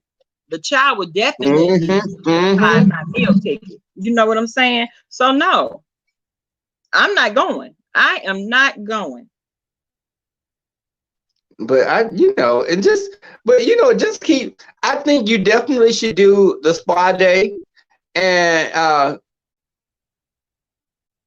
just walk lightly around her, Bama, because her ears are gonna be pricked to hear any little thing that you say that's gonna rub her. Anything you say could be taken as you coming for her. You have to really dance, really, girl. You got to be a ballerina dancing on eggshells, because you can't. Her and her daughter both there, and just you. So you're gonna have 2 against 1. And I will whoop both their asses. Let's just go ahead. I will beat both of their asses. Let's just be clear. No, what I'm saying is they gonna be ready to, coming at you, thinking that you're attacking them. Where it's all about your delivery. It seems with that mother now. Yeah. Because I didn't feel like I needed her permission to take her daughter with me so she could watch me and bomb. I didn't need your permission because your daughter threatened my son in my house. But what I need to do, you know what? I need you to email me. I might need some black up. I need some black up, because it will be 2 against 1. You know what I'm saying? It will be. Okay, Lolo. It will be 2 against 1. And so I might need a little bit of black up. Hey, Triple Red, how you doing, baby? What happened? Girl, I don't know what this Boost mobile phone is tripping. I'm gonna need for you to retire the Boost, baby. Girl, I don't know. And this AT&T is high as giraffe snooch, and it be tripping. Okay. Now that's my every complaint right there. That's my everyday complaint. But yeah. So I'm gonna tread lightly. I'm gonna not take on this whole I am black woman, hear me roar. I'm not gonna do that. But I'm gonna say what I need to say, and I'm going to tell them exactly how I feel about it. I'm gonna try to be diplomatic about it. Lord, I might need some black up, girl. Try to pinch my thigh when I'm going a little bit too far. And I'm, having too much bass in my voice and, scaring the little girls off. I don't want to do that. But I also want to make my point very, very clear. And you have a clear understanding. See, I don't know what kind of talks that they have. You know what I'm saying? I don't know what kind of talks. I don't know what she's told her daughter. In my opinion, I think she said, do whatever you need to do to secure the bag. But you gotta, because sometimes those other people, they can be a little skittish when it comes to handling black people. I know. So, it's definitely all about your delivery, the approach. You're already taking them on a spa day, so. Right. It seemed like they would be grateful for that. But even when you're doing that, Bama, you can't pour salt. I'm sorry. No, Triple Red was like, who's that on StreamYard? That's Rubble, baby. Hey, Triple X Red. But I think that it's definitely, you don't want to pour salt in the wound. Definitely, your tone and everything, Bama. The skittish. The Pink kids can be very skittish and wary of us. Girl, you gotta, my love, like Ayanla say, beloved, you're gonna have to really, you're gonna have to be very, very, delicate in this situation. You know what? I'm going to approach it a whole different way. And no, I'm really, and this is, my hope for her as another woman, African-American woman, the little girl, African-American woman. This is what I think I need to tell you. And maybe I can help teach your mama a little something too. In my delivery, it's going to be cute. I know when to turn it on. Mm-hmm. You know what they say? Keep it cute and put it on me. Okay. Yeah, I know when to turn it on. I guess I have to start out with an apology. Okay, see, that psychology, basic psychology. Okay. But Bama, because I'm gonna have to go. I wanted us, you and I, to do a StreamYard because I'd be in the bushes and you be hitting on some topics that be hitting home. And I'm like, okay, we can do a StreamYard. I loved when y'all did the whole panel with the other women. It's just like breaking down barriers in this sector between, some of us. Yes. And you know what, Rebel? I know you got to go, but I saw it's been trending. Evidently, it's the whole thing about they've been asking heterosexual women, would they date a bisexual man? And a lot of them were like, hell no, no, what you mean? I'm not going there. And so this has been like a trending topic. And I'm like, well, what's going on with that? Why would that even be a conversation that we need to have? Did you hear about that? I've heard that. But I think a lot of times it's the whole bisexual thing is looked at differently from men as opposed to women. Because if a woman knows a man is bisexual, they're going to be like, girl, he gay. They're not going to look at it as, but if a man hear a woman is bisexual, it's like, oh man, that's a freak right there. You a good one. Because he's thinking about himself, what the end result may be for him. But a bisexual, like I posted on my community page. Did you see what I posted? Because it's funny that we're talking about this now, because I posted a picture of a trans man. He was born a woman, and I asked the question. I said, I did see that. Could you date him? I did see that. So he looks with all, and when you see that person, hell, I'm a gay man and I would be pissed if I found that he used to be a woman. And I couldn't even psych myself up to date someone. If I knew a man used to be a woman, it'll still just be in my head. I think I'll be thinking about women in my family. So I don't look at women like that. So it would be odd for me to be with someone that looks like me, but I would feel that they are still a woman inside to me. This is my, I would still think about the little girl I saw with the little pigtails and a little Easter dress on. I don't care how you look. That would be for me, dating someone. This is just me, because I know some of the people in the BLT with lettuce and tomatoes in the group may be thinking, he's saying something. Listen, I am not a perfect person, and I still have issues as far as I'm not attracted to even all types of gay men, I'm just, but I think that a person being bisexual, that's a whole different, issue, because if you're a woman, how do you compete with a man if he's bisexual and he's going messing with men? How do you compete with that? Because you don't have the same. I don't think we can. I don't think a heterosexual woman could compete with a gay man. I just don't. And Bama, I told a story about the woman that walked in on her boyfriend filling me up while I was asleep. And she saw him. But the thing, Bama, was she had low self-esteem, and she just wanted a man so bad that she was willing to. He told her he used to be gay.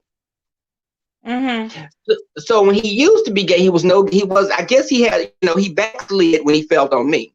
But, and she stayed with him, Bama, but ultimately he left her for a man. See? And see, you don't hear, it's never, we can argue about that. It's the reverse. It's never a man is gay and he leaves his partner for a woman. I never really hear of that. It's usually he's saying he's bisexual and he likes both. And sometimes he eventually just crosses over, because a lot of us, even as gay men, when we first come out to our families, Bama, we make it easier for them to digest by saying we're bisexual. Oh. It's like if you're telling your father, Dad, I'm not really gay. I'm bisexual. And, I'm just discovering who I am. And in your mind, you were gay since you were 7 years old. So, but you're telling them that, so it's an easier pill to swallow, because, people immediately will be like, oh my God, I'm not going to have grandkids, or, so if you say I'm bi, it's like, okay, well, it's a chance he can give me some grandbabies. It's still hope. It's still hope, right? And when people say they would buy, I had a friend telling me he was bi. I said, Mike, now you bi. I said, now you had a girlfriend in high school. You 45 years. What bi? Now stop playing. Right. You know damn well you are not bi. You're gonna stop playing with these people. And even just, I think with Bama now, if you found out, if you were with a guy and he told you he had one experience with a man before, what would you say? Rebel. Now I will say this. I've only been with 2 men, my first and my husband. In my mind, I don't know what I would say. In my mind, I would think, okay, because I know that my best friend is gay. And he's already told me that there is no competition there. There's things that he can do that the woman's body cannot do. And I'm like, oh, really? Like what? And so we went into, detail, and he was very graphic. And I said, oh, okay, school me, educate me. I don't know. I would be going the other direction. I'm like, oh, okay, the average woman, she should be going the other direction too, because she know damn well she can't compete with that. Hey, wait. And on a side note, let me get this message to some of the women in this chat. Listen, y'all stop trying to fix us up with y'all best friend, and they look like Beetlejuice from the Howard Stern show. Now stop coming to us trying to fix us up with y'all best. I got a friend I want you to meet. My friend, I think y'all be a good couple because we 2 gay men, girl. You done fix me up with this thing that look like he should be scaring kids for Halloween in a fun house. No. Right. Trying it. Because he needs but I think that it's a lot of things women are not aware of. It's a lot more men out there that have a tendency to mess around, and they don't think of themselves as bi. If they get a BJ from a man, they're not thinking that they're just looking at some willing lips. Yeah, but one thing about it, you could have got that from your woman, but you can't tell her that her jawbones are not as strong as a man's jawbones, and that whole suction and whole grip of it all, a woman can't do. Maybe I could suck a man's soul through a straw, but I mean, the thing is, no, let me stop, girl. I got weak jawbones. Red X, don't you say nothing. But the thing is, it's all about who you are, and I give men a side eye because I've been approached by guys when they were with their girlfriend or when they had their children at the mall, but I automatically think that you're exposing this woman to something that she's not aware of, and she's not a willing participant in this. Right. Live your truth. And what, to hell with your family, because a lot of these men may come from real religious families or families that have always helped them. So they're fearful that their families will turn their backs on them. Mm-hmm. So they live a lie for 20 years, married to a woman, until ultimately when the kids are damn near grown, the marriage dissolves because that person has been living a lie. And we call that, you're using a woman as a beard. You heard that term?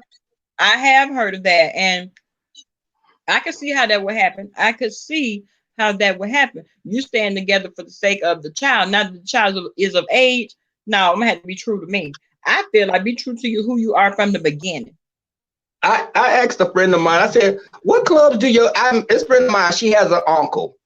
Baby, the uncle around here, he doing spins like a ballerina. He be speaking like, Nene from the Housewives. So I asked her, I said, what does your uncle go out? I mean, what clubs do he go to? And she's like, what do you mean? I said, does he go to the clubs here in Houston? She said, my uncle not gay.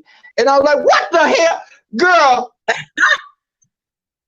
her uncle wasn't gay. He had the girlfriend.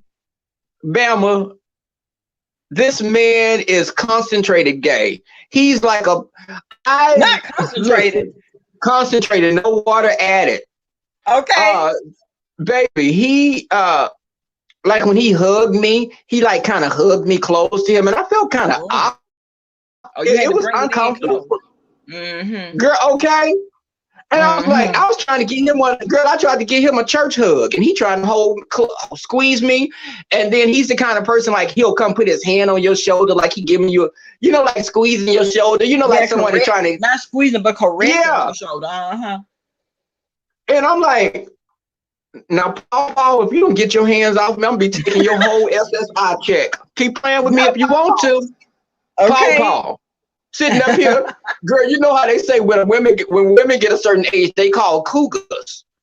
Yeah. Now, for a man, when a man get a certain age, girl, he's not a cougar, he's a possum. So he's sitting up here running around, straight up possum, hair ashy gray.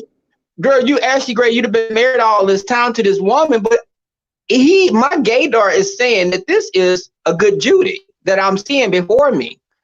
And I think he the kind that's probably sneak and go to like the dating, the apps and stuff like Jack the Grinder. And I think that he does something, because I've had one of my friends say, "Oh, child, that's an old girl, that's a gal, that's your sister." And I was like, oh, because they've known him from back in the days. He was one of those types of in the church all the time, and one of his parents was a pastor. He started doing hair, and he was like, it's so common. But I think in our community, we turn a blind eye to that kind of thing. Well, he taking care of these bills around here. I got me a man, but this man, Bam, if you saw him, you'd be like, just from the eyebrows down to getting his nails did. And men can go get their nails did, but you're reading too much. I'm telling you, you're reading like you're a good Judy. Right. I mean, have you ever saw the show? You know who he reminds me of? That show, Chris Lee Knows Best. Yes. Oh, I love him. I love Todd. No, I love Todd too, but come on now. Todd screams that he's a member of the LGBTQ with Lettuce and Tomatoes group. He is. I mean, that's my opinion. I may be wrong with that. Let me say, but if someone told me he came out the closet today, I'd be like, oh, okay, well, I knew it. Hey, sis. Listen, I knew the first time I saw, when they first started coming on, very first episode, I said, Mr. Todd. Mr. Todd. Okay. Do what you need to do to make yourself feel better, but girl, I see you. You see how him and his wife be getting into it, and they be reading each other like two guys. They read each other like two gay Judys. And he reads her down. He does, baby. He drags for the God, and he be reading his children as well. And I'm just like, what? Let me tell you something about Todd. There is no way. I don't care who. Well, you know what? He is okay. His wife is his beard, because ain't no way in the world you could tell me that Todd. I remember they had an episode and they were talking about spending, intimate time together. I'm looking like, girl, stop trying. Okay, just stop it. Because he's very effeminate. Yes. Well, honey.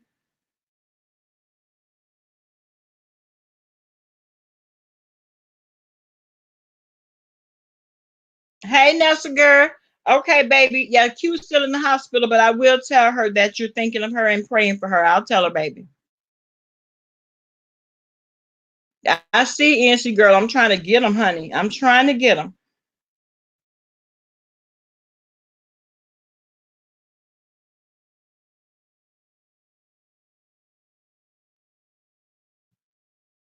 Let me see. Not here. Okay.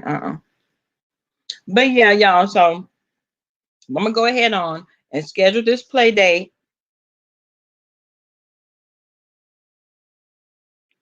Okay, you keep typing the same thing.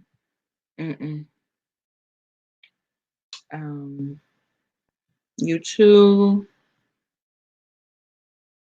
Okay. Oh, girl, I had muted I'm sorry, I had my mic muted and I'm just asking you questions. I didn't hear not one word. I was asking you, I said that we definitely need to do a StreamYard and do a there's like an open dialogue and talk about that, because I think that in this sector, I don't like that whole gay man against woman thing. I don't like it. I'm not one of those gay men that's against women. I think women are beautiful. I have some of my closest friends, and even when I tell people about me writing, working on this book I'm writing, the heroine in the book is a woman. I've always looked at women, to me, growing up, I thought the women were stronger than the men in the family, personally, because they were the ones that stuck around more so than the men. Right. Right. Well, but I think that how you address people.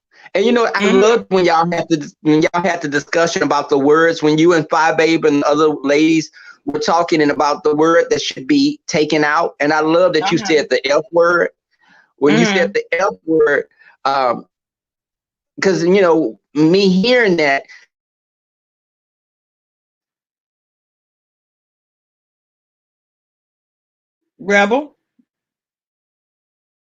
Rebel, you got kicked out again, babe. We're going to do it online. We're going to do it. Rebel. Salt and Pepper's here. Okay. But I love that, I remember as a kid, I had a white friend, one of my closest friends, and we were playing. And I remember going to his house, and I'm on my bicycle. I was like about 8 or 9 years old. And I heard his mother in the house saying, "I don't want that little N in my house." Oh, wow. And you know how the world works is ultimately this same friend, James, got with a black girl and had like 3 or 4 kids. Because his mother was from a different generation, and this was in East Texas. But I didn't remember anyone. Just think about, I say when the F word is used, it's with me being a black man and being with black friends of mine, it's a whole different thing when a person that looks like us is calling us an F word. When we're supposed to be like together working as a culture with people that look like us, why are you making something different from you now? Right. And I don't think, and even like with the word fish, I don't call my homegirls fish, and some women don't have a problem with it, but it's all sometimes in who is saying it to you, because Bama, if you're talking to your good girlfriends and y'all are like, "Girl, let me tell you what a B did. Girl, I know I'm a bad B, but you let your boyfriend or your husband tell you a bad, come here, B." You're going to be like, "Your mama a B. Who you calling a B?" Yes, she is. Your mama and your grandmama. Yeah, both of them. I remember this ex of mine, I was fussing about something, and he was like, "Man, you be being," he be saying, "You be being all the time." And he was saying, "I'll be doing the act of it." And I heard him, I thought he called me a B. I said, "Who you call a B? If I'm a B, that mammy of yours would a B with a droop and stag at kid." I was like, he said, "I didn't call you no B." I said, "Well, you better watch the context that you use it in." So, but it was all in delivery. Some women don't like that word, and you have to respect that they don't want to be referred to as that. Yeah. Some people look at it as a term. If we're gonna be honest, there are people that look at that as a term of empowerment. Some women look at that as, "I'm gonna go in there, I'm gonna be the baddest bee in there." I've heard women say that. Yep, I have too. I've heard it.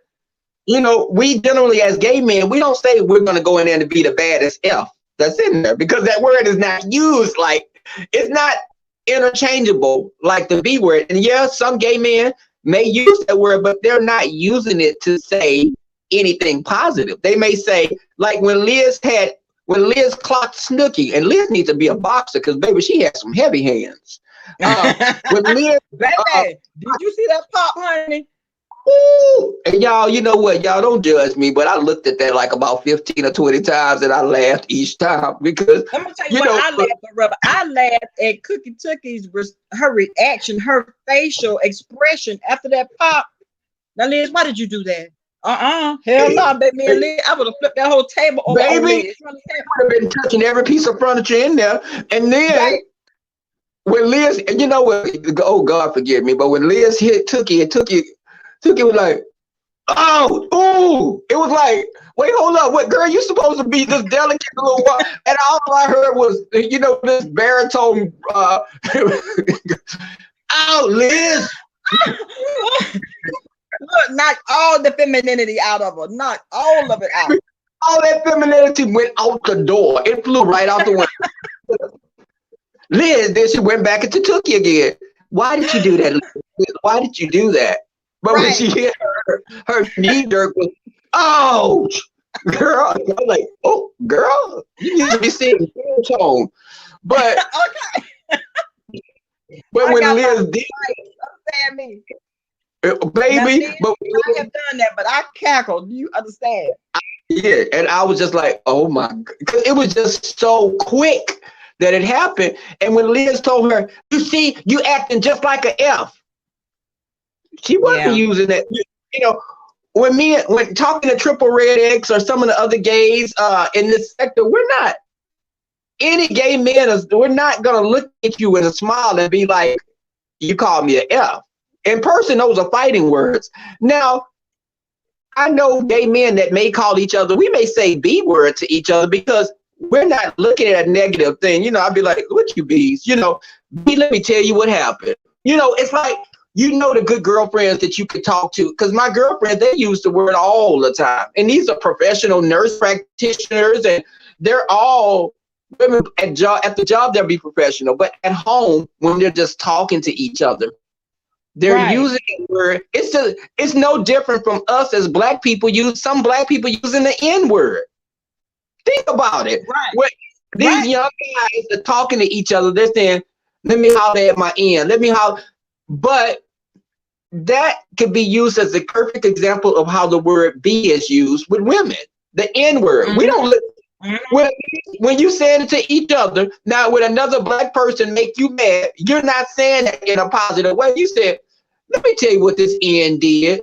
If you don't leave it, N, we're saying it because it's like, it's almost as if you call it or something. You know, like, let me tell you what, and when you say punk, I'm not thinking of a gay man. I'm just thinking about a weak man in general.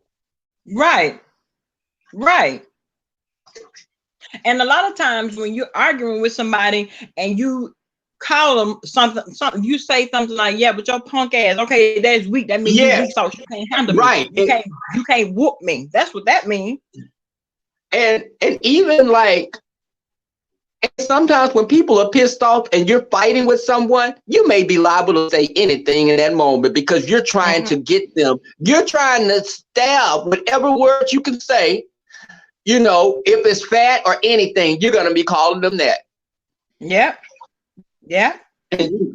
But I think that my thing is with us as people in this sector, I think there are a lot of times when it could be a divisive word, but I don't think when you're getting into it with people, I think you're getting into it with that individual. I don't ever look at it as a man versus a gay man versus a woman, because I'm going to be the whole thing. That's the whole thing. Depending on who says that. This is not a blanket statement that I'm using across the board on everybody. No, I'm talking to you as an individual. Right. Because I remember. That's how I'm saying it.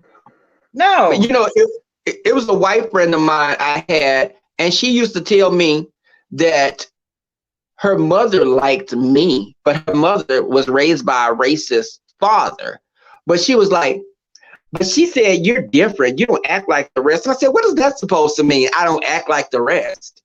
You know, like, it's almost as if saying, I like this kind of gay because that gay don't act like the rest. You know, you don't act like an F. Is it okay for a white person to say that you don't act like an N? You're different? You know what I'm saying? It's like that right there. We have to be careful with that because people can take that.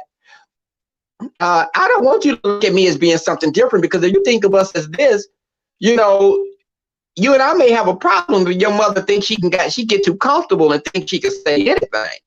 Right, exactly. And I don't want to have to check your mama, so I best to, excuse myself. Because see, one thing about it, let me tell you something, they have been around that their whole life.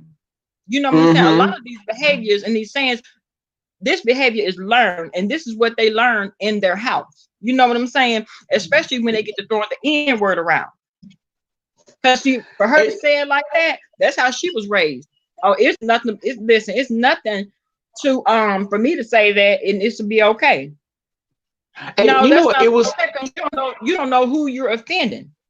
I had to check that same friend because it was someone in her neighborhood. She stays in this nice neighborhood, and it was this Arab guy, this guy from the Middle East. He had did something to her, and she said, "I can't stand him." She said, "I told Lassan, Nigger." And I said, "Wait, hold up, no, you can't say that around me." I said, "Because you're not rapping a song from Lil Wayne.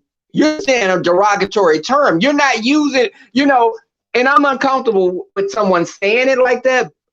It's all, she called him a San N. Now keep in mind, this is someone that's dated black men. She's been around black people, but people don't be aware of how someone could take what they're saying, to heart when you're right, literally. And it's like, even like me meeting white friends, parents, they're comfortable with me. And this is years before. They were okay with me because I was their black gay friend. There's a different thing when I'm the black straight man that's around your daughter because you're fearful that black straight man may get your daughter pregnant. Right, God forbid. You know what I'm saying? It's like I'm more of a safety. I'm a form of birth control because you're looking at me. Oh, he's a fun catty gay guy. Oh, we like him. But you let Mario come along and Mario is being cool with your daughter. You ain't gonna want Mario in your house because you're thinking he's gonna be doing something with her. Period. Mario is not welcome over here. Okay, but I am because I'm the fun gay, But I think that, I think you have to be sensitive because some things people could be offended by what you're saying, and you don't think it's offensive. Like the whole thing with it was a sports team, and they were it was something with the Indians that they were doing, and the Indian people didn't like to be called like the Redskins. It was something years ago, and the sports people over the organization was like, it's not offensive, but you could say it's not offensive because you're a white person saying it's not offensive. I'm telling you this as an American Indian that I find it offensive what you're doing. Right. And it's all about the people that you're talking to and how they perceive what you're saying. Right. If I'm telling you that I'm offended, then you have to respect that. Yeah, I'm offended. Because we can call each other bees, and some women think it's funny if a gay man is calling them fish, and they be like, "Hey, fish," and they be like, "Hey, queen." But hey, let me tell you what I thought. I'm gonna tell you what they say, brother. Hey, queen. They be saying, "Hey, queen," because I tell you, my grandmother. I used to have to tell my grandmother, "Mama," I said, "Mama, you can't say that," because when she would meet my gay friends, my grandmother's brother passed away in the 80s, and he was transitioning to become a woman. He went to California, but my grandmother loved gay people. So when she found out I was gay, and she just wanted to meet my friends, she wanted to meet everyone. So when they would come around, she'd be like, "Hey, queen, hey, y'all queens." And I used to say, "Grandma," I said, "Mama, they don't like to be called queens." My friends, they weren't the kind of gay men that liked that. They were more like, like Jay Wilson. They were more masculine. Mostly the masculine gays, for the most part, generally, they don't like to be called queen. It doesn't matter. Right. To me, I just laugh at it, But I think that when my grandmother would say that, my friends would be like laughing because they'd be so shocked that she'd be, is that a queen? Is that a queen baby? I said, no, mama, that's not a queen. Nana she can get away with that. Nana can get away with it. Yeah, my grandmother would say anything. Yeah. Nana gets a pass. Like how you ask your friend about stuff, my grandmother would sit me down and she'd be like, baby, mama wants to ask you, come talk to mama. And I used to be thinking in my head, oh hell, what's she gonna ask me now? And she'll be like, so baby, what do y'all do, baby? What do y'all do? And I used to be like, mama, we just hug each other. She said, that's some bull s. And I'd be like, right. Yeah, mama, I'm not having sex. We're just hugging each other. We're cuddling. And she used to be like, no, baby, you got your grandfather genes, so I know you a hoe. Are you? Oh, okay. That ain't so. And I would just. That's in the genetics. That's in your genetics. Healed up. Oh, okay. But she would. I think it's all because my grandmother grew up with a gay brother, and when she grew up with him, her mother was one of those religious women that carried the Bible. But you carried the Bible, but 6 of your 8 kids all got different daddies. So you was doing something. Now, and was doing a whole lot of something. And this great grandmother was very mean, Bama, just not very affectionate, just not a loving type of grandmother.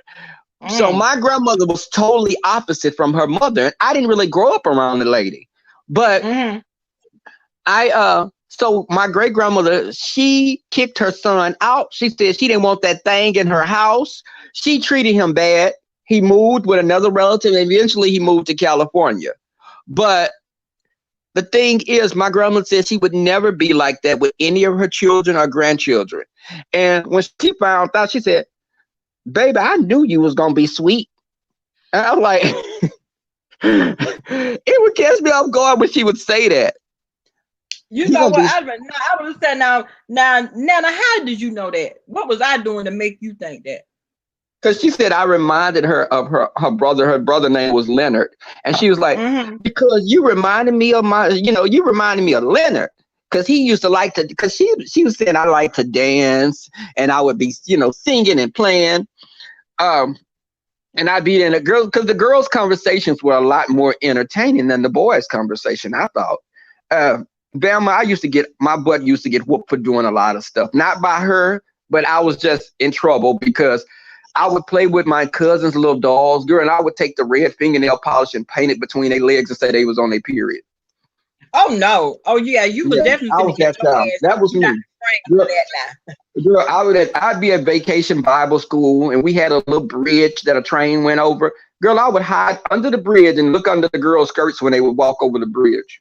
And this is me like at 6 or 7. Just okay. Bad. Bama, if I don't tell you, when grandma would come, this is my mother now. When she would come and pick me up from Sunday school, from vacation in the summertime, she'd come pick me up in them church. Your grandbaby showed his tail today. And she said, did he, Sister Jane? What did he do?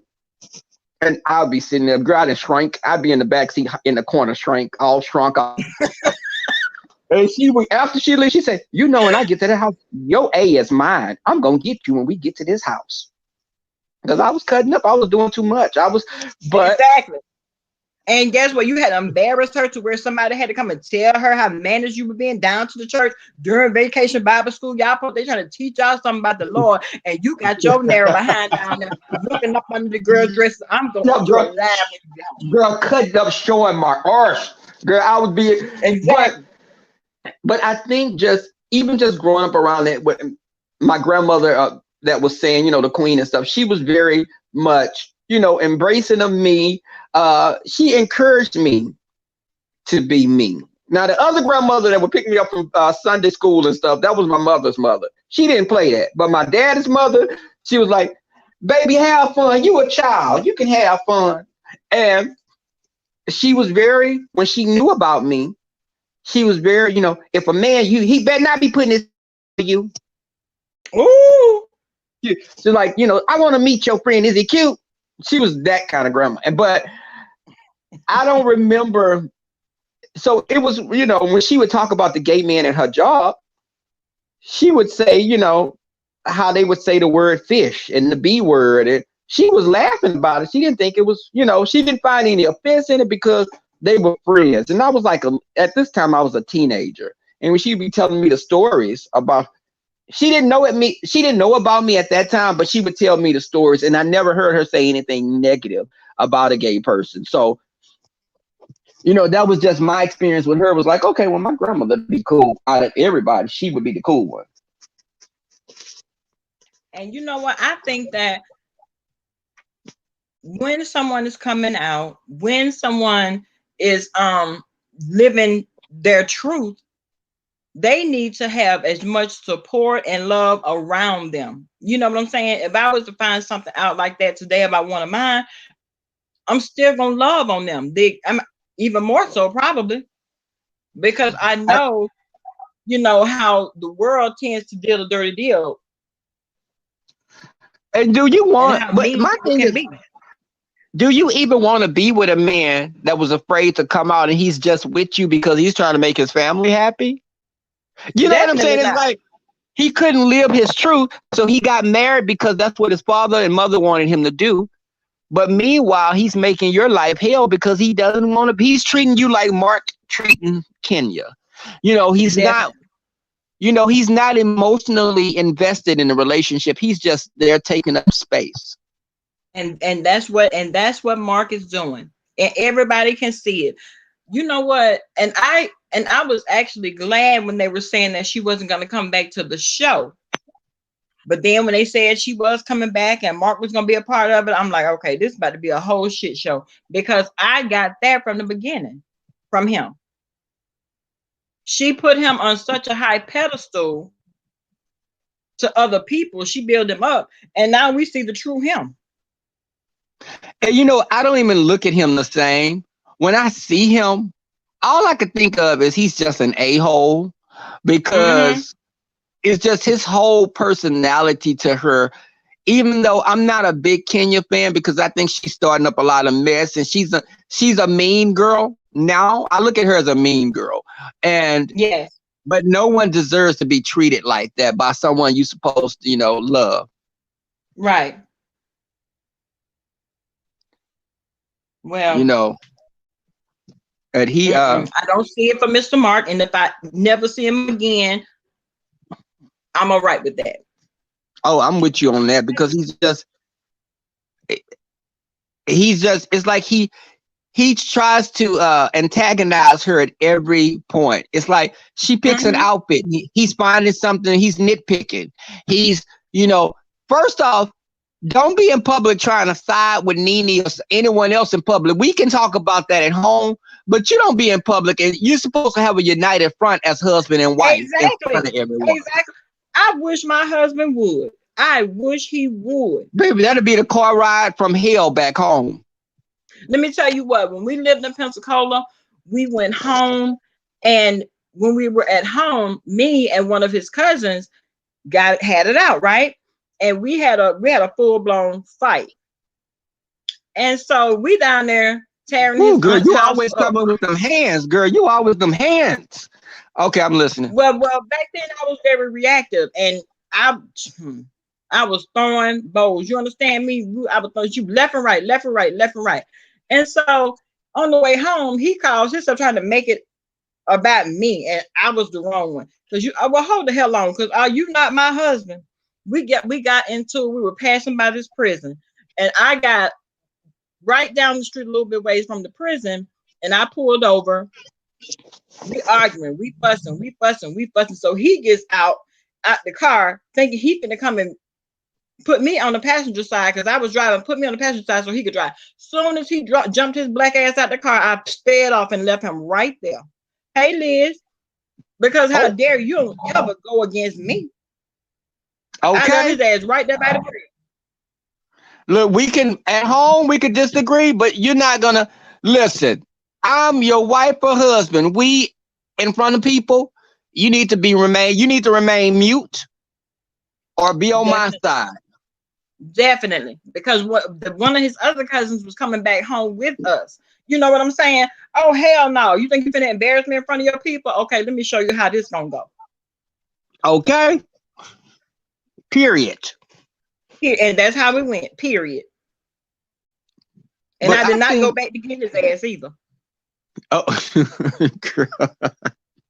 I did not go back to get him. He called my dad, and my dad had to drive 2 hours to pick him up and bring him on to Pensacola. Because that's the only way he was gonna get there. I was already at home and in bed by the time he made it home. See that part right there. Right there. Fuck you. But that you was see, the only time we had to have an incident, because I already told you how it's gonna go. So that's the only incident that we've had. Now, if we've already had an argument or whatever, and we go around family, we're gonna put up that united front. Okay. My grandmother always said, my grandmother always said, get a man that's not too much bigger than you, because they're easier to control. You don't want to be 5'2" and have some 6'4" thing thinking he gonna be running you like he a big bear. So, I learned that from her as well. She gave me some little golden nuggets to live by. Well, let me tell you something. My grandmother killed my grandfather because he was mean, and he would beat her and stuff. And this Sunday morning, everything had come to a head, and he came and grabbed her from the church house. Grandmother, she tell us this story today. Matter of fact, after I get off this live, I'm gonna have to call her. She picked up a hatchet and buried that hatchet in his fucking head. And my grandfather was 6'4". My great grandfather was 6'4". Oh. And she, just like you said, but she was 5'3". Okay, so this was a giant over her, and she had so she had to even the odds. She felt she was evening the odds. She evened the odds, and guess what? She was the #1 stunner at that. She was the #1 stunner. Now, remind you, my father and my uncles, all of these men are over 6 feet, but that little bitty lady, she runs it. She runs the show. Because they know she is nothing to be with. She set the whole tone. She set the tone because if they know, I always tell the girls in my family this: you let a man think that you're crazy in you, and he ain't gonna never get out. Make him think you're a little crazy. And I think that sometimes when a man think that you're a pushover, they're gonna test, and see how much they can get away with. Yeah, they will always test you. You let him, because the whole thing, like even with the abuse, a man knows he can get away with calling you the B word or any other derogatory term. He's going to keep testing those bonds to see how far he can go. Ultimately, the verbal turns to physical. Right. Exactly, Kay. Yeah, she had enough. That's it. That's all. That's it. That's all. And guess what? For those of us like her granddaughters, honey, we don't play the radio, period. About nothing. Baby, you can start cooking some while you arguing. My thing is you and with him be in the kitchen cooking some grits or frying some fish and argue with him by them pots. Ooh, let's see how. Come on, let's have this. Hot grease, baby. Okay. Baby, that'll make them act. You throw them grits so that that hot grease. I'm not condoning violence. This is all educational. This is for educational purposes. Educational purposes only. Educational purposes only. Don't be the pushover. Listen, sometimes you might not. You'll never know when you're gonna have to play some grit ball. Yeah, okay, that part right there. That part. And I'm in there cooking some grits. I can't cook worth nothing, but I'm in there cooking grits. You need to be gone. This ain't normal. Let those grits start popping. When they're ready, they start popping. Look, okay. But are you going to, you said you're going to be a vacation, right? Yes. Okay. Because I was just, I'm just looking forward to meeting a lot of y'all and just cutting up, having a good time. I can't wait, Robert. I cannot wait. And I think I talked about you yesterday. Let me tell you something. You know how to come to somebody's house. I didn't even know who you were at Jay Wilson's house, but when you came in there bearing gifts, knowing how to come to somebody's house and meet somebody for the first time, you won me completely over, because that's what you do. How the hell you come to somebody's house for the first time meeting people and not bring a gift? And I think that the whole thing is like, that's just etiquette. Because if I come to your house, if anything, I can bring like a bottle of wine or something like that, something you could utilize some type of way. Right. And not only that, it was like you put thought into it. The mug that you brought, Brother Jay. Yes. Okay. Tell it. You better come through. And then the one that you bought Five Babe said, girl, yes, that means that, listen, I know them. I put some thought into this. This is something that, if I drink that coffee, yeah. Yeah, okay. I mean, those were gifts that you thought about. You put some thought into it.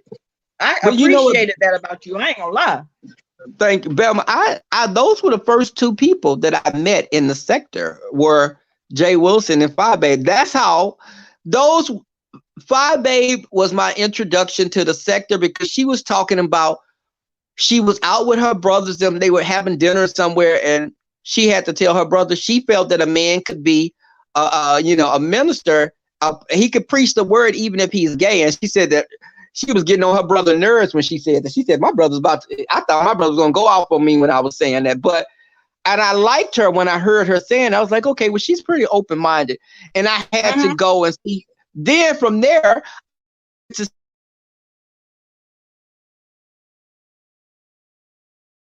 Rebel.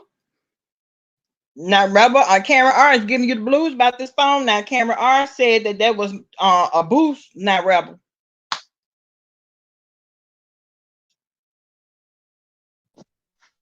Okay. Girl, look, I got my laptop and my phone on. I'm on the StreamYard with my phone, but I'm looking at the chat where my camera's going up. I'm like, oh damn, it's doing it again.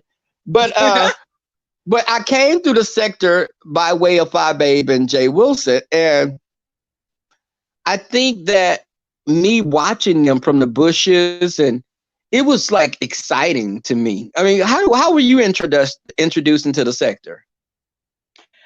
I've been a long time supporter of different content creators in the sector, but I came by way of actually the janitor, if you will. I came by way of the janitor, which is threw me into, and then when the whole T.S. Madison and Kaya thing popped off, it introduced me to Five Babe, and then introduced me to Jay Wilson, of course, because I was always a fan of the Queen's Court. And so once the whole implosion of that and the fallout, I started watching different people that was doing commentary on it. You see, yeah, and that was the first. So that's kind of how I started too when I'm thinking about it. Was initially I was a T.S. Madison supporter. So I was watching T.S. Madison, I was watching Kai, and I used to be like, this woman is crazy. And I was like, wait, hold up, her voice kind of deep. And I was like, oh, wait. Hey, fam. I was like, okay, this family. And then, girl, when I had a deeper search and I went to the hub and the other sites and I saw her work, I was like, okay. Yeah. I was like, oh, but I love T.S. Madison's story and how she went through and she triumphed. And it's from there, it was just like the door was open to these different content creators. But were you afraid to come into the sector and start doing your videos, Bama? No, because I wasn't afraid, because I had already been blocked by so many content creators for talking too much in their chat. And a lot of time when you don't agree, you get blocked, right? So I said, well, hold on, let me make my own videos, because I got something to say. Hey, you start making. I started the channel because in no way, shape, form, or fashion. How long it's been? Oh, I started this channel, let me see, in September. Of this past September? Uh-huh. I did my first video in September. Yep, I started in September. But don't you, when you start your channel, you realize that you put yourself under a lot of scrutiny when you start your channel. I know. It's like it's a whole different ball game, because and the thing is that I have to tell some subscribers is I'm not acting funny or anything, acting weird with you, because in the beginning I could respond back to everyone. The larger your platform grow, you can't respond back to everyone all the time. I can give hearts and everything, but before I could write something under their comments. Now it's hard for me to do that. But It's nothing. I mean, You know, especially when sometimes you have like a job and a whole yes. life going on, it's hard to be able to get to every single thing. It's hard, and then when you get on YouTube, girl, if I don't tell you, I'll be missing my shows on my. I'll be missing my Walking Dead and my Housewives, and I'll be like, okay, I just need to sit back. My cable, just the TV in my room, be off a lot of times. I don't even be watching TV. I'll be on my laptop or on my phone. And right now, I got the laptop on, the TV going, and the phone. And the phone, I mean, the television is hardly ever, the volume is always down, but the TV is on. But yeah, I have to, YouTube has taken over. It has, and then the thing is, but I can't stop paying my cable bill because, like you said, I have to watch The Walking Dead. I have to watch that. There are certain shows that I have to pay the cable for. And you know what? But when you think about it, it's very reminiscent. On YouTube, it's almost like the YouTube could be like The Walking Dead somewhat, Bama, because you have your different factions of people on YouTube, and you got those like the one that was with Negan. Some people like that group, like for instance, the whole VS group, they were like Negan's people. Negan, okay, I am Negan. Okay, yes, all of them. You are so right. Hey, you know, I looked at them as being like that, and then you got everyone else falling somewhere in between. I mean, like, I think because people are gravitating. Some people want leaders. Some people are supporters, you know, and I think that people, you have to be aware, and we as content creators, we have to become aware that we don't become self-absorbed, or we start developing a deity complex, because all of us started off, you know, everyone started off with under 100 people. That's right. The bigger you come, I mean, and then when you grow, you have to realize with all this power that you're getting to reach out to people, this platform you have, you're responsible for the message you're putting out. People hang on your every word a lot of times. And we see that because they dissect everything that you say. You set the tone for your chats. If you're a content creator and you're telling people, I want you to go over there, and I want you to go over there and you just go mess with them. Go, you know, give me their addresses. When you're doing that, there are people that are going to follow you and just support whatever you do. And they know it's wrong. They know that it's like almost like a Trump supporter. They're embarrassed to say that they support Trump, but they still support him. Right, but they still support him. Exactly. You know, think about it, Velma, because look at how people be saying, you know, nobody wants to be affiliated with the whole VS group, or, you know, they're saying I'm a silent supporter, or when people have been outed that they were members, they didn't like it. It's almost like a white person saying, you're outing a white person saying, I know you voted for Trump. No, I didn't, but they know they did, but they're just embarrassed because they don't want people.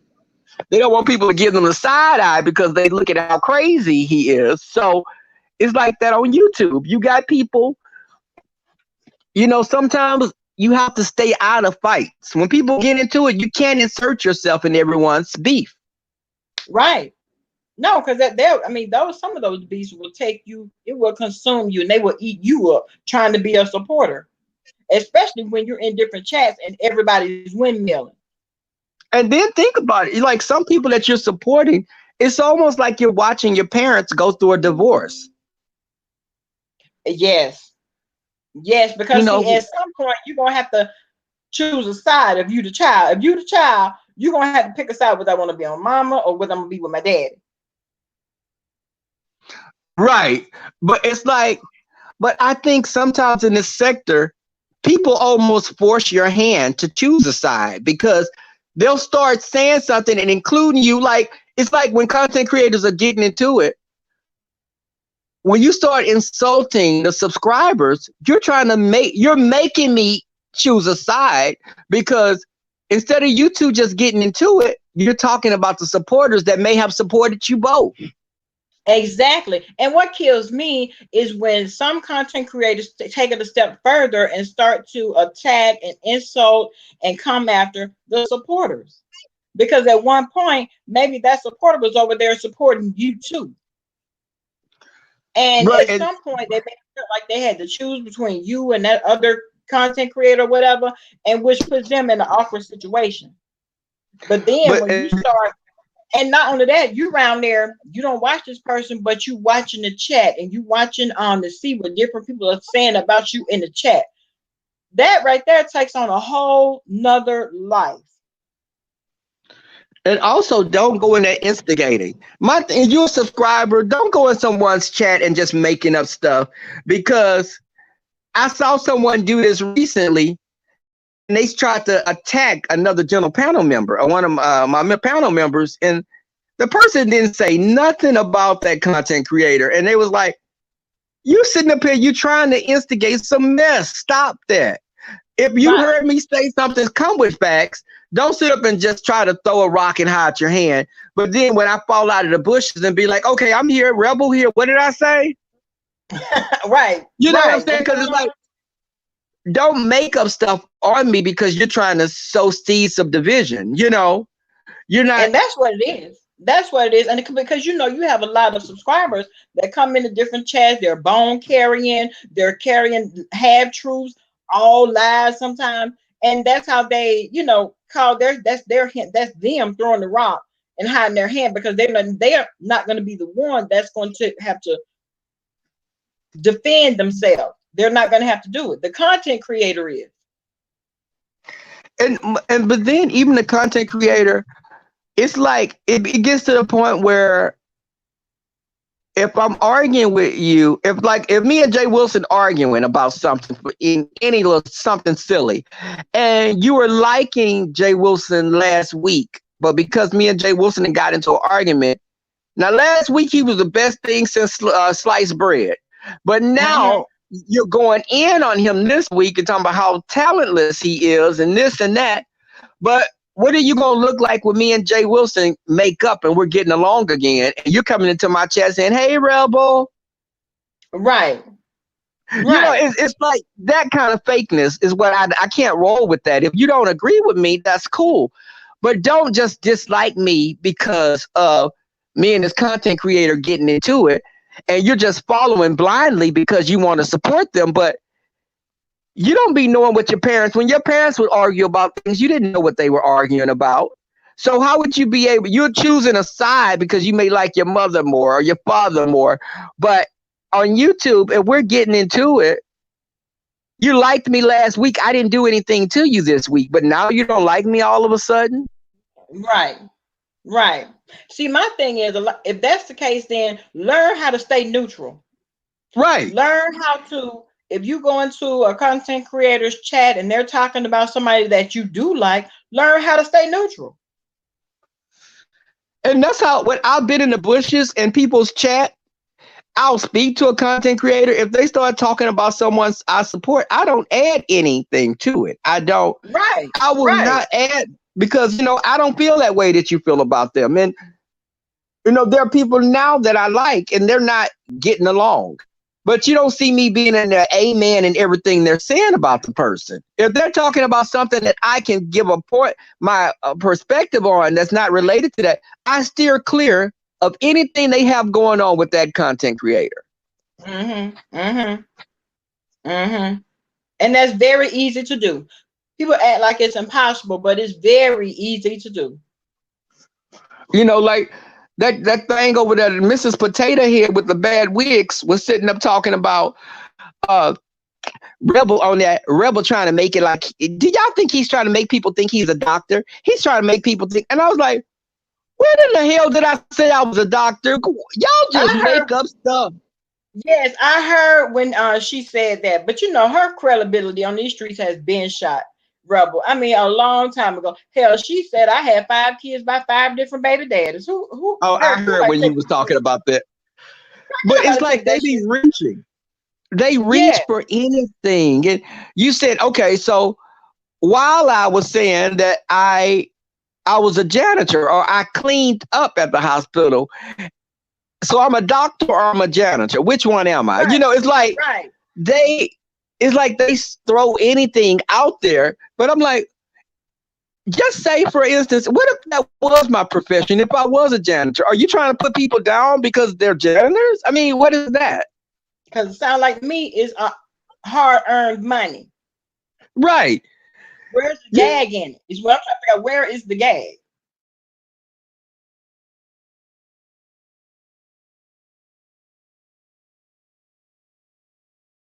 Uh-oh, y'all. He left again. But yeah, I don't understand where the gag is in that either. Always trying to downplay somebody's profession or their career or whatever they choose to do to pay their bills. It's not like what they're doing, because see, one thing about it, what they eat, ain't no way in the world you'd be able to shit it out. You can't do that. It don't even work like that. But you can say what you want to say. Who cares? At the end of the day, you don't make any type of contributions that's going on in my house. That's another thing that tends to kill me too. Always picking on shit that you have no idea about. It's crazy. Nikki, what you laughing at, honey? But yeah, y'all, all of this has turned into one big, in my opinion, one big shit show. And sometimes, because I have seen it now, where content creators have started attacking the subscribers. They started flat out addressing the subscribers. I remember the other day when who was that came in because the content creator had cursed her out. Who was that? I cannot remember who it was, but she came in on the StreamYard and was talking about it. Okay, babe, Rebel and that phone girl. But she came in and she was talking about it, honey. It's a whole mess. And that's the whole thing. You going there to the people's chat and you watching the chat trying to see what somebody with a subscriber has to say about you. Now, you may want to think that that makes them look crazy. No, that make you look crazy for going in people's chats. Thank you, Robbie. How you? Oh, Robbie, I didn't even see you come in, baby. I didn't even see you. How you doing, boo? But yeah, the Rebel laughing, y'all. But I'm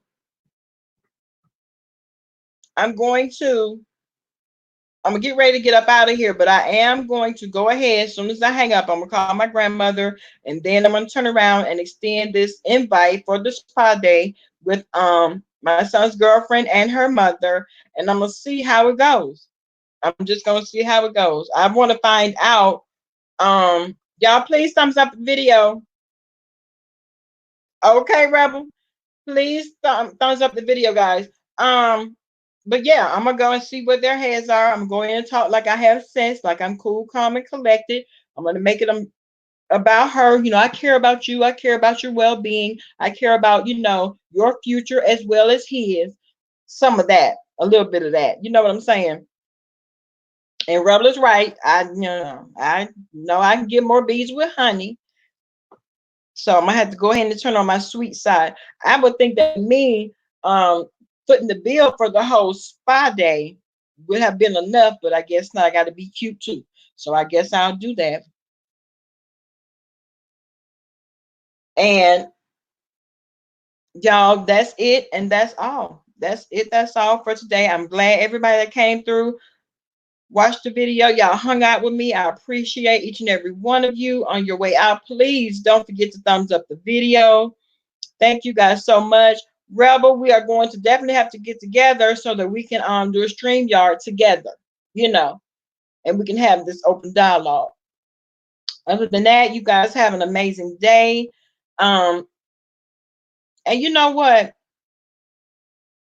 Pay attention to what's really going on out here in these streets, y'all. Pay attention to what's going on. Don't be so invested in what people are saying about each other. For the most part, the vast majority, okay, babe, for the vast majority, this is nothing, real. It is what it is. It's just entertainment. If you can learn something along the way, great. If not, great. It is what it is. You see it for what it is, though. I reposted the link on Rebel.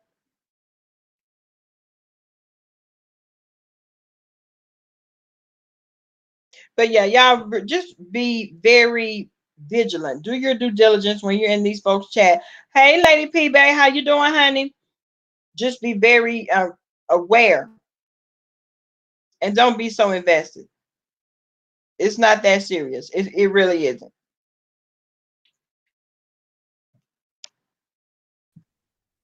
Okay, babe. Girl, Jay Wilson gonna be letting me have it about this internet today. I was listening to what you're saying, and that was so, you're dead on, Bama, what you're saying. It's like what they say, what they say, you swallow the fish and you spit the bones out. Yeah. And but even like with us as content creators, we gotta not let the negativity resonate, because we can hear 100 wonderful things, positive things about ourselves. Sometimes that one negative comment or thing a person says, they be like a scream. It's like a shout in the forest. It's so to make myself not dwell on that, because you're like, these people don't know you. Even with the whole Wiley thing, when he was talking about we owed money, like Rebel owed money on his mother's funeral expenses. Yes. And I was like, what the hell? Why would you make something up like that? What? And then for him to say, well, it was someone sent him an email, and I guarantee you he can't produce an email that's saying that. The lies people tell. That's what it is, a lie. Because see, when he put that out there, if somebody sent you that email and it was fact based, he would have went ahead on and exposed it right then. Lying, just making up shit. And, Bama, but the truth of the matter is, I've never said my mother, with her burial, we paid for my mother's funeral expenses out of pocket, because a lot of times, and people always make sure your parents and loved ones keep up with their policies and everything, because my mother let her burial insurance, it lapsed, and she wasn't paying on it. So we had to pay out of pocket for everything. But yeah, we had to pay all the costs. But the thing is, my family has a cemetery, so we're not paying as much as regular people pay for the opening and closing, because my family owns the cemetery. But the thing is, the funeral, the coffin, and the casket, the flowers, the whole patrol, you got to pay for police escorts and all of that, family cars and stuff. That added up to $10,000, right at $10,000, because a lot of times the funeral homes are, like you said before, they're owned by families. The funeral home that buried my mother, they are distant cousins of ours. And they were knocking a lot of the prices off, because they had buried my family for for many years. But it was just a whole thing of people will reach down into the depths of hell to make up a lie about you. Yeah. And one thing about it, I do know, because the funeral home could have presented y'all with a better package than that, but I digress. I guess you gotta get paid. That could have been a better price. But it's the mere fact that he felt like, and since when, I didn't even understand that you and he were in a beef. I didn't even understand why he would even just pull that out of thin air anyway. Hey, Bertha May. Bertha May said he admitted it was a lie. But he's so opportunistic when it comes to anything that he feels is going to get his numbers up. He'll do it, even though it's like he will roll in the mud with pigs just because, I'm going to say something that's going to make people watch me. Yeah, because they already saying he's a shock jock, and he like to, at least if you're going to be a shock jock, be an effective shock jock. At least if you throw something out there, let it be fact based. Right. Don't just make up something off the top of your head. Right. And people know it's a lie. No, because I'm trying to, when he said it, I'm like, well, damn, how he know? And the thing is, and the sad thing is, people, this is when I say content creators are responsible for the atmosphere in their chat rooms, because you have people in there just co-signing that when he was saying it. And I looked at the chat later. It's like people were like, yeah, right, I heard that. I'm like, you're a damn lie. You know you didn't hear that. Now, you're making up. It's like you're just gonna make up anything. And when I see how they can lie, it's like some people, it's like they become emboldened on YouTube because they don't feel that there are going to be any repercussions from their actions. Mm-hmm. So when you heard him say that initially, you caught wind that he said that, were you like instantly pissed off? I was, because I was thinking, why? You're just flat out lying now. Why are you lying? If let me tell you, but Bama, let me tell you, funeral costs are no joke, and no, you know that. Not. So I know. When we're looking at the funeral cost, initially after everything, okay, at first it was like 8,000. Then we added other stuff, and the other money was the tombstone. That's the other part of it that brought it up, because the headstones are expensive as well. But they are. When you're looking at things, this is between me and 3 other siblings. Well, 2 other, because everybody don't have off the back. People generally don't have $8,000-$9,000 just to go in their account and pay for something like that. Just, regular people without, you're paying mortgages and car notes and all that. But for me, I had saved some money, and I have a savings account, and I'm with the credit union in my bank account. And then, people have credit cards. My brother, people were putting stuff. It was paid for in full. But, and when you go to those places, they're trying to sell you like a casket that is like the aerodynamic casket. It's like they're selling you a car. So they know that you're grieving. So they're going to be like, this right here is a sealant that protects the inside, and this could be up under, this could withstand this kind of water pressure. And I'm like, we're not buying a submarine, we're buying a casket. Yeah, Rebel, but and you know what? That's why it's so important for people to get their affairs in order. And you said the main thing, make sure that those pre-need policies are paid. You know what I'm saying? So that it won't have, so nobody has to come out and come up with all this money at one time. A lot of people don't like to talk about pre-need policies, and a lot of times they think I'm trying to sell them some burial, some funeral insurance and all of that. And I'm actually not. It's just that it just makes sense. It makes sense to have it. Look at Bertha May talking about, I'm a billionaire, like diamond ring. Oh, Lord is a lawyer. I'm so Lord. Sick of Bertha May, a whole mess. But the thing also, Bama, is they know at that time you're grieving. So they feed upon your grief. Your grieving is what make you spend extra money because the funeral, it's not even about the person being buried. We're looking at, because we arguing with my grandmother's tombstone. My aunts are wanting all this stuff to be said on there because they're thinking of themselves. Listen, you don't have to put all that stuff, the number of grandkids, the grandmother of 20. And I don't think you should have to do all that, because we're just putting this person to relate the person to rest. My mother liked dark. She liked navy blue. The casket is a dark blue.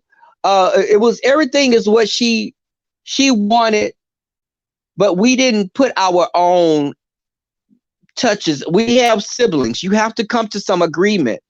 And my other family, they have yet to put a tombstone on my grandmother's grave because they're fighting about, they've been fighting for a tombstone for the last 4 or 5 years.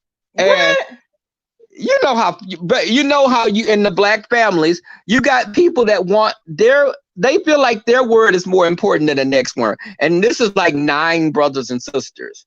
And, but my family, we have the cemetery. My great-grandparents donated the land to the church when they were alive. So everyone's been buried there since then. But, as far as when I heard Wally say that about my mother, I was like, this guy is he's straight up lying.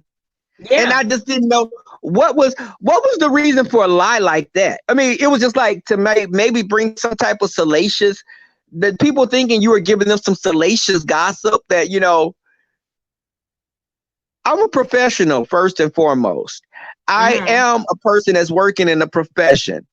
I make money to sustain me, and I'm not hurting for anything. But I don't. I could work a day of overtime and it make a big difference. You know, some people may work, but with my mother not having insurance, that did make me have to work some days extra of overtime, as well as my brother and my sister.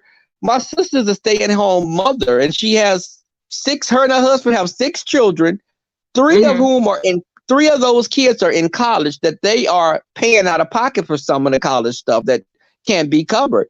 So my sister wouldn't be able to put as much money as me and my brother, but we all paid on my mother's burial. It wasn't right. And for him to admit he lied, it's like, well, you know, you're a piece of crap for even just making something up like that. It's like something like that would make me just not like you indefinitely, you know, while you're on YouTube. Hello. Okay, Rebel. Yeah, Did it go back out? No. Look, Bertha May talking about, let me hold something, Rebel. But let me tell you something. I'm trying to buy some girl. I'm trying to buy food stamps. Look, trying to buy food stamps, Bertha May. I'm trying to find some. I'm trying to find me a food stamp lick. I know what you were saying about. Okay. There's nothing better than a food stamp lick. But yeah, I thought it was very distasteful. I was pissed when I heard him say, I'm like, you don't even, how the hell, why would you say something like that? Why would you be that insensitive? You know what I'm saying? I'm like, you can't get, I mean, of course you can't get lower than that, but why would you? Why would you even want to? What would make you think that that would have been appropriate, the appropriate thing to say in that moment? He's done. I cannot, let me tell you something. That's one person I cannot do. Because it's like when he opens his mouth, Bama, it's like a lie every time he opens his mouth. It's like I don't know what validity anything you're saying is. I don't know how valid anything, because you lie so much. Quiet. Exactly. But that's why a lot of people, that's the very reason that a lot of people don't take him seriously. You know what I'm saying? Sometimes he can speak very coherently. He speaks like he's, you know, educated. Some things sometimes he have, you know, things to say. But for the most part, he liked being controversial. But it's like, but my thing is with him being controversial could be you stating your opinion on things, and that could cause the controversy. But just lying, you're just a liar. You know, it's like you're making up.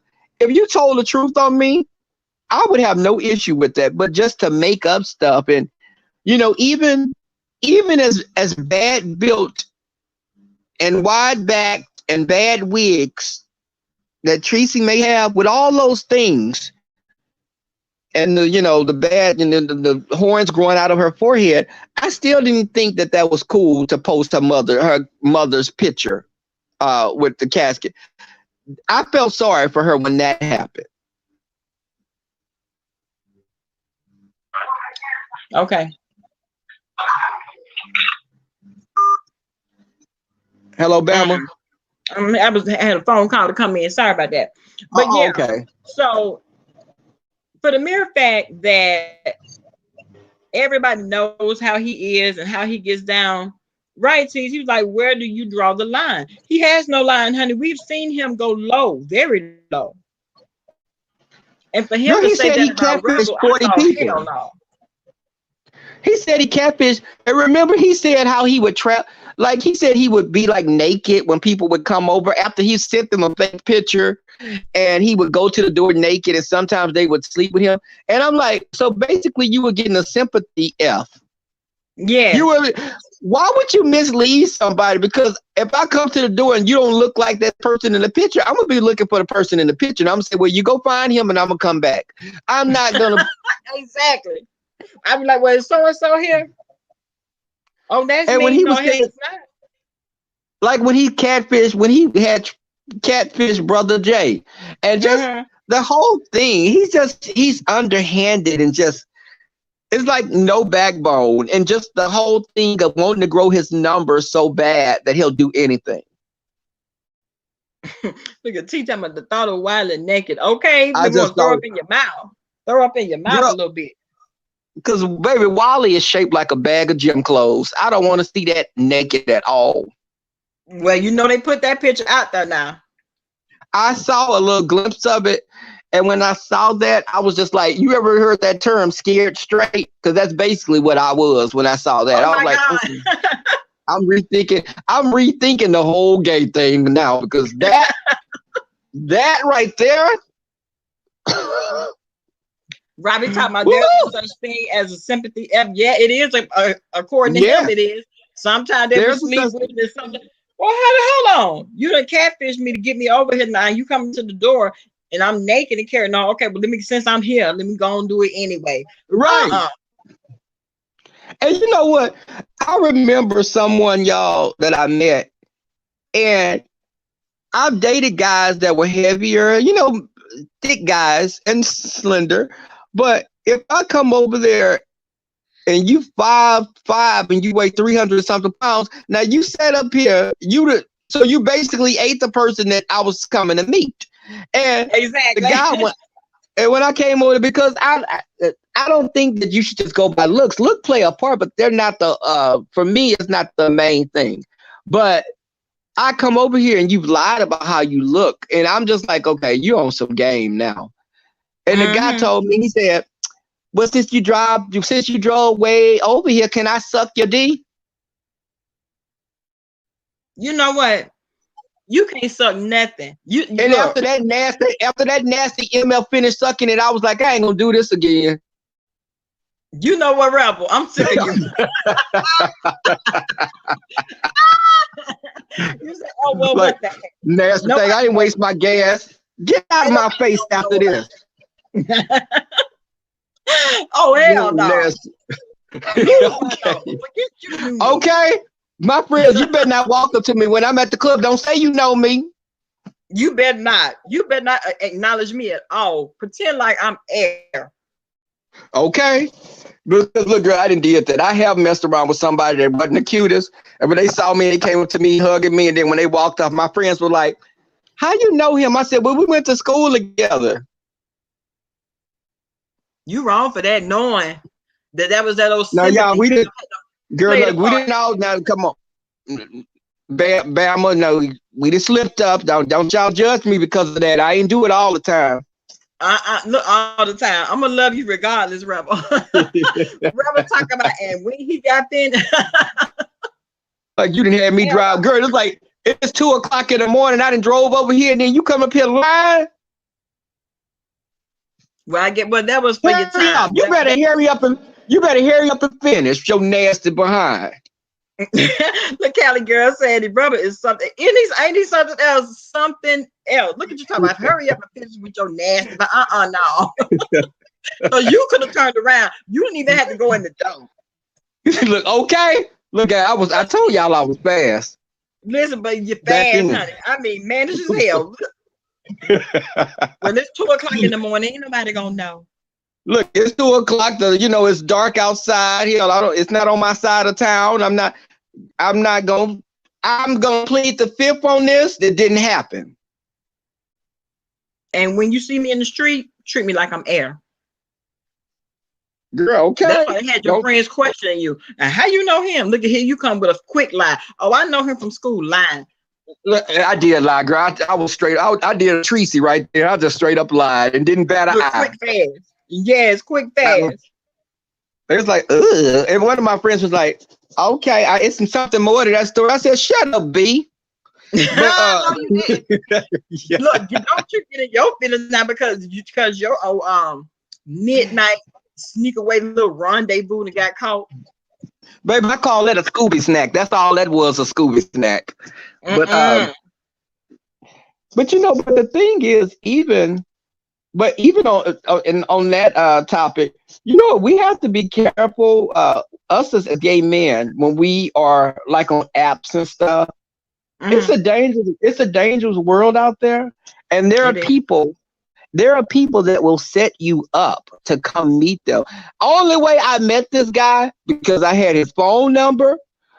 You know, it wasn't text messages or you calling me from a blocked number, because I used to tell people, don't call me blocked. Nope, you calling me from a straight number. Don't call me from these numbers that's these weird. And this was years ago. Have like how people go on and buy like these little temporary phones, but I'm not doing that now because I know someone that was some months ago, a guy was killed because he was set up on Jacked, and he went to go meet the guy, and the guy shot and robbed him. Oh wow! You know people you have to be careful because everybody you don't know the person, especially when it comes to these dating apps and stuff. You don't know who the real person is on the other end, especially when you've been honest and forthcoming. You would like to think in a perfect world, yeah, everybody's honest and forthcoming, but we can see times have told us that they're not. And for the mere fact that one guy was robbed and murdered, oh baby, that right there would have put the fear of God in me too. Oh, dating sites, no ma'am. There was a guy on Facebook was telling us a story, and he was on the news, and they didn't show his face. And he got on Facebook and told us that was him on the news. A guy set him up. Some guys had him come to a house that was abandoned. He got out the car. They robbed him and made him come out of all his clothes, and he had to run to somebody's house naked for help. Wow. Wow. See? And I was thinking, because I knew him, I said, baby, when they saw that little old TT swinging between your legs, I know they got a hoot. Okay, now see, because I seen look, I saw him in person and I knew what was down there. So if he ran to somebody's house butt naked and they saw that body, that little wee dickling, they probably thought he was a child. You know what? He was scared. That was fear. He had a little bit of shrinkage going on. That's what it was. no, girl, that was shrinkage, honey. He was scared. That little man was scared to come out. But seriously, it's a dangerous world out there. And for those of you that have gay family members and friends, a lot of times gay men go to the apps and stuff because it's a convenient way of meeting someone just to even go hang out with. But there are people that get on those apps just to target gay people to keep, to do harm to us. Right. And see, that's why, listen, look, if it were me and you're going to meet me at a public place first, you know what I'm saying? We all just gonna have a conversation. If it's just a hookup, I don't know how safe that would be. You almost got to take backup with you. And you got to take backup, or you have to, like when I've gone somewhere with someone, I'll screenshot. I took a picture of their license plate number and sent it to my friends. Yes, like that's smart. If I went to another city, and me and a guy had been talking about hanging out, I do that just as a precaution. And like if I met someone, this guy I met before, he came to my car. We were going to go have drinks. He had somebody with him, and this was like we were going to a club, and it was like about 11 o'clock. And I was like, oh, wait, hold up. You didn't tell me about it. Just caught me off guard because this person walking out of nowhere. And look, I haven't even been talking to you that long. I didn't know you like that. I've only known you for a few days, and we going to go hang out. And for you to be popping up with another person that's going to be sitting in my back seat behind me, hell no. Oh, absolutely not. Oh, hell no. No backseat riders. I don't know. I'm sorry. I knew queens, y'all, back in the days when I was first coming out, and I had like older gay people that may have did drag. Girl, they would go on the cuts, on the stroll, and pick up men, and I would sit in the back seat like watching the guys, and they would take the guys to their houses to hook up with them. But they would take me to be like a watch, like in the back. If he tries something, they'd be like, niece, if he tries something, bust him in the back of the head, and I'd be like, what? And it kind of scared me because I'm not. Listen, that was a bit much. But what were you gonna say? That was a bit much, but at the end of the day, I don't blame. That's the extra security. That's what that is. Now I'm gonna come in and I'm gonna hook up with you, but listen, I got my extra security here with me. Baby, I have a key ring with pepper spray on it. So okay, you can try whatever you try. Then I carry a box cutter in my sock if I'm going out somewhere. Don't play with me. I got ghetto cousins and I learned. You have to learn. You had better learn, because at the end of the day, guess what? At that moment, it's gonna be fight or flight. I would hate to have to cut your pee off and stick it in your mouth for you. Don't play with me. Okay, but I remember. I'm gonna tell you, Obama, being a person coming out in a lifestyle, there were things I witnessed. Like it's a whole new. It was like a subculture that you don't know exists, because a lot of times, a lot of the younger gays are coming from families that are broken up, or they're being ostracized because of being gay. So they live with someone, and a person may be taking advantage of them that they living with, or they have to get sugar daddies, or they stay at a house. A lot of the gays would go to a house and it'd be like 7 in a 1-bedroom den apartment. Wow. And you know what? And I know from me watching Pose, I love Pose. Let me tell you something about Pose. Pose had me on all kinds we're gonna do a live. We're gonna do a live reaction, or like we need to talk about that when we watch the shows. Come on and do like a StreamYard. But what were you gonna say? I would love to do that. I would love to do that, Rebel. I would definitely. We could watch Pose. What else is coming out? Okay, now Pose is the number one for me because of my good girlfriend. Hey Shay, he have schooled me and educated me on a lot of things that people that live in the lifestyle have had to go through. I never forget, he had a HIV scare because one of his friends had been diagnosed with HIV, and he came out and he told everybody about it. You know, he told his mom. At that time, she was the DON at the place that we were working at, and he says, he came to me and he told me he was crying. I said, well, what happened? And he was like, well, you know, he told me that he was HIV positive. I said, oh my God. I said, so how do you feel about that? I said, so why are you so upset? Talking about, because you don't know how secretive and sneaky he is. And I don't know, we may have slept with the same people at one time. I said, well, babe, you already know what you got to do. You have to make sure it cover yourself and make sure you get checked. And, you know, he did. And he had been going, this happened like 4 years ago. And he had been going every 6 months to have his checkups, but you don't ever know. You have to be careful. And I told him, I said, listen, and when he came to me and he was telling me about it and his feelings were hurting and crying and everything, I'm like, oh my God, I felt so bad for him. But Pose sent me on an emotional roller coaster. You know what I'm saying? Because some moments I'm laughing and crying, some moments I'm laughing, some moments I'm crying. When even when Damon, when they chose him and picked him to go to the school, to the performing arts school, I was crying on that. I was like, oh my God, I'm so happy for him. Hey, Buttercup, I'm so happy for him. You know what I'm saying? And I love that show. I do, because it let us into the world of what it really is. If I don't tell you, just like you said, when I watched that show, I'd be tearing up, I'd be crying, I'd be laughing, because it brings back memories. And I start thinking about people that I've lost throughout the years, that it was a scary time for gay men. Like, it's like if you didn't see a person in 6 months, a lot of times they had passed away. Or It was like when AIDS hit the gay community, it was like, it just took people out. It was so many people lost because this was something no one knew about. And when I saw what's the house mother name in Pose, the sweet one? Oh, Blanca. When Blanca found that out, I was just like torn up.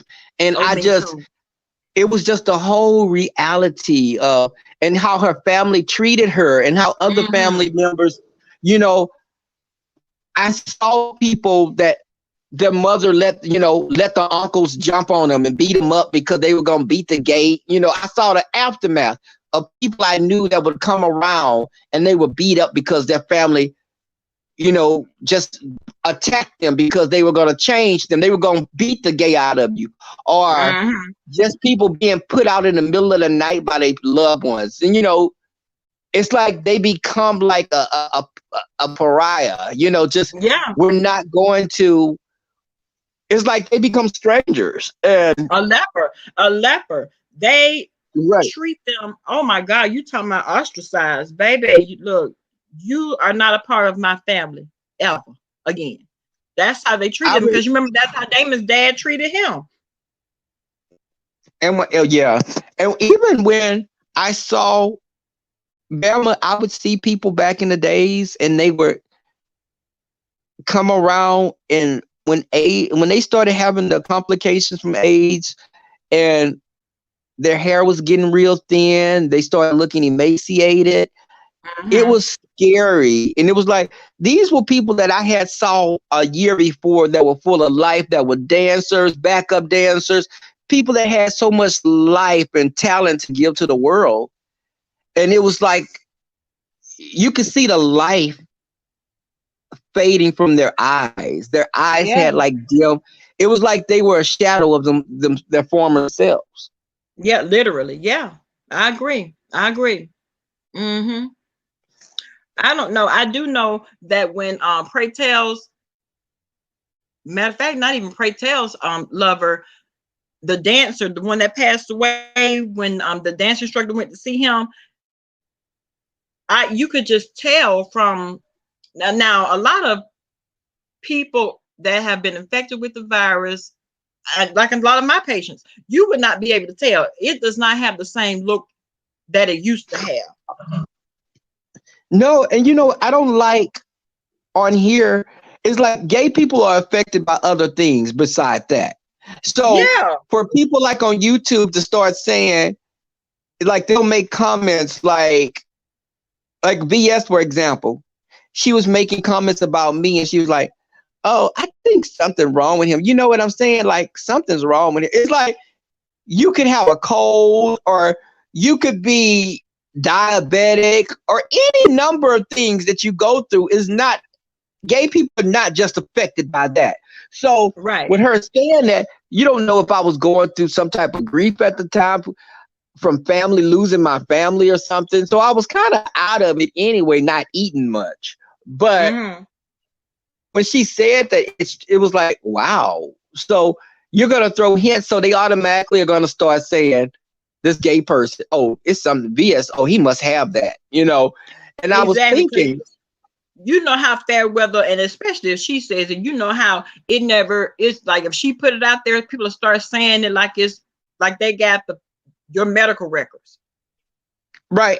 And then when they're saying that, my thing was, don't look at me and you feel like I've lost a few pounds and it's something that's affecting me, because the ones that are gaining a lot of weight may be on some medications that's making them gain weight because they're on that. So, so it's like, you're not, okay. So you can't look at people now and say that person have that, because looks are not what they were back in the days. You don't know. I know somebody that's 300 pounds and look like he ain't missed no meal, and he's been HIV positive for like 25 years. See, it doesn't have the same look. Looks, like they say, looks can be deceiving. They can be, but don't just bootstrap on something onto me that you really have no knowledge of. And even the woman that I worked with, I told a story about her having HIV, and she died from complications. This lady, y'all, she weighed like about 140, 150 when she was alive. She was going to church. She was praying. She didn't get on no medication. She was hiding. She said that she had something else instead of what she had, because she was, into church and she was around people. Her ex-husband was out there doing God knows what. He was doing a lot of things, and he brought it back to her. This lady went from 140, 150 to like 78 pounds, Bama. Wow. And she was walking around. This lady was so weak. She was a nursing assistant in the OR. And when I would go to the OR to visit them, I would see her like it would be like 2 weeks past or like a month. I'd go to the OR just to visit, and I would see her looking more and more gaunt, and it was like she was walking around like she was in pain, and I just felt sorry. She was even like embarrassed to see me when I would come.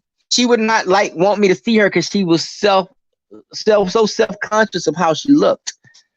But it was, and this was like about 10 years ago, but the thing was, it was just the whole stigma associated with that.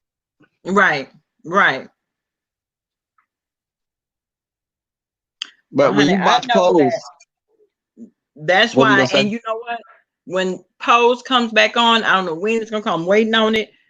But yes, we definitely should do a reaction review together. Yes, I would love that. That would be fun. Because I love them all. Pose. No, okay. So with Pose, I know Walking Dead. What are some other shows you watch? Oh, I watch most of the reality shows. I watch those. And you know what is Fear the Walking Dead coming back on for another season? Or do you not watch that? I hope so. I love Fear the Walking Dead. I like to watch shows like that. The ones that come on FX, I like to watch those. I watch the American Horror Stories. I watch all of those. Yes. I watch a lot of things. My guilty pleasure that I watch is Little Women. Yes, I like them too. Baby, I watch the LA, the Atlanta, the Dallas. Baby, those Little Women be quick to fight. And it be funny as hell. Now, I love the Atlanta, and I watched Little Women of Dallas. I didn't really get too much into the Little Women of LA though. Oh yeah. So yeah, it's like I watch a lot of different stuff. I watch a lot of HGTV. I watch Nat Geo. Oh wait. Shay said they got snow. Where you got snow at? Oh, Colorado. Oh, Colorado it's beautiful. Especially Colorado Springs. I've been there. Bama, have you ever been to Chicago? I haven't. I have never gone to Chicago, even though I have family there. But a lot of times when we have family reunions, they come down, because, that's where the bulk of the family is. But I've never gone to Chicago to visit them. But I know that I cannot wait to get there. I think that we're going to have an amazing time. I'm glad. Is official King Payne coming? Did he say? I have to talk. Actually, I got to call him because I hope he is, because he was definitely interested. That's why I reached out and I had talked to I reached out to Tracy D, and she got with Five Babe. So he was interested in coming. So when she made the announcement, he didn't even know she had made the announcement until I told him. I was like, she announced that. He was like, okay, snap, I gotta get on it. So I gotta call him back about that. But yes, I would love for all the panel members to come. We are definitely gonna have a very good time. We're gonna have a real good time. And like on the ladies' night, now BBK, she's not gonna be able to make it this year, but the rest of us gonna be there. Me, Pretty Ricky Fontaine, we're coming.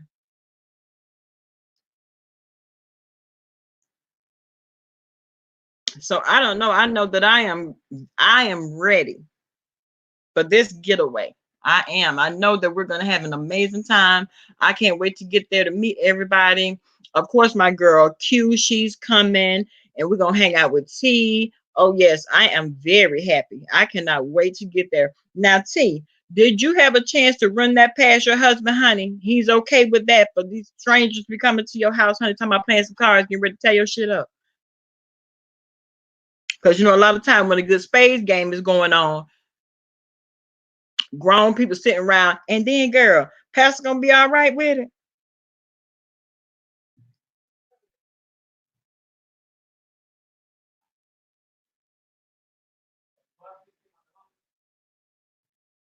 Now, Gigi, you going to you coming to vacation too? we can't have anything except a good time because everybody's talking about the spies that are coming and people coming there to be divisive and disruptive. Child, please. Are you gonna tell them after your son's graduation? Okay. Okay, that's what's up, T. Girl, this internet letting me have it today. It's showing its whole arse. Okay. I heard, but I was hearing what you were saying. So y'all gonna be playing space at Gigi's? At T Danielle's house. Yeah. Oh, okay. That's gonna, and you know what? But I think it's gonna be, girl. I was gonna get me a 1-bedroom like a regular hotel. I got a suite instead because I was like, what? I did too. Yeah, I got the suite, and so we're probably at the same hotel because I don't think the other hotel had the suites. I don't think so. Oh, I don't now I'm at the host hotel. Yeah, I'm at the host hotel, but you know it was 2 host hotels. Oh, okay. Yeah, it was 2 host hotels. They're both right in the same area, but I think one of them has the suites and the other one doesn't. Oh well, I got a suite. Now who's coming with you? Nobody, just me. My best friend was gonna come, but she got a new promotion at her job, and now she's well, she was appointed the sheriff, and so because she's the sheriff now, she can't just be like, okay, well, I'm not going to be available these days. And so I said, honey, that you've been newly appointed to the position. I definitely understand. Okay, you can't just run off. Right. That's okay. I completely understand that, and I'm gonna come by myself, so it'll be okay. Because, you know, I think Fa said she had to get a whole nother party bus. So I think it may be 3 party buses. Yeah, she said that she had to get another party bus. She will. Okay, T, let me know, honey. Yeah, okay, send me the exact dates. And I'll come on down there to Bethel, honey. It's nothing like good old Bethel praise, honey. Baby, I know we're going to have, so you have your white outfit. You're going to have your white outfit, Bama. Listen, the one that I thought I wanted to wear, I had to keep in mind, Q had to bring, I forgot we're going to be on a boat. So because we're going to be on a boat, hey, Andrea. Oh, you got a suite at the hotel too? Okay, Andrea. Yeah, okay. I went ahead only got a suite, but no, I haven't. Now, what I wanted to wear, I had to remember that we were going to be on a boat. So I had to rethink that thing. Now, what was the difference in the outfit that you were going to wear before? Was it too thin or something, or? It was thin. It was thin, but I'm going to have to wear something a little thicker. And then too, I'm still going to have to always have 2 options. Okay, because you know how white is. You sit on anything, or you have it in your luggage, something may rub. Okay. Because I have it in plastic. I'm sure whatever that'll be in plastic. Okay. I said that it's cool, and I like the location that we're in. OT said it's extremely hot and humid in Chicago. Yeah. Okay. In July, especially. So your thin outfit may be cool because it's not going to be cold on the water in July. Okay. I'm going to bring both. Okay. I'll bring both to make sure that, I'll be, prepared for whichever the situation, however it's going to be. Now, what day are you coming? Thursday.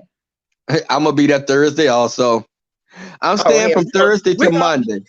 Me too. We're going to get it in. Okay. We're going to get it in Thursday. Vacation starting on Thursday.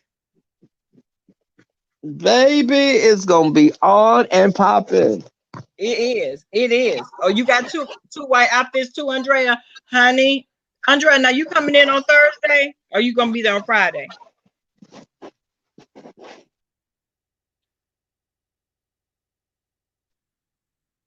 But I can't wait to see all of you guys get together. Honey, it's going to be a blast. Let me tell you, this is going to be epic. And I don't care what anybody says. They're all trying to downplay it, trying to make it dangerous and this and that. Girl, I can walk out my front door and something happen. So that's nothing. And I've been to Chicago a couple of times. Chicago is like any large city. They have areas that crime is in. Yes. Any city. We're in Houston. We have an area that crime is in. So I think a lot of times people are just counting on it to fail. because they just don't like her. Fine. But right. Just think about all of us. We're all going. A lot of these people that's going don't have issues with the people that are trying to hate on the thing. If you don't like her, that's your choice. But don't just say we're going to go and it's going to be an epic fail, because you don't know that. Exactly.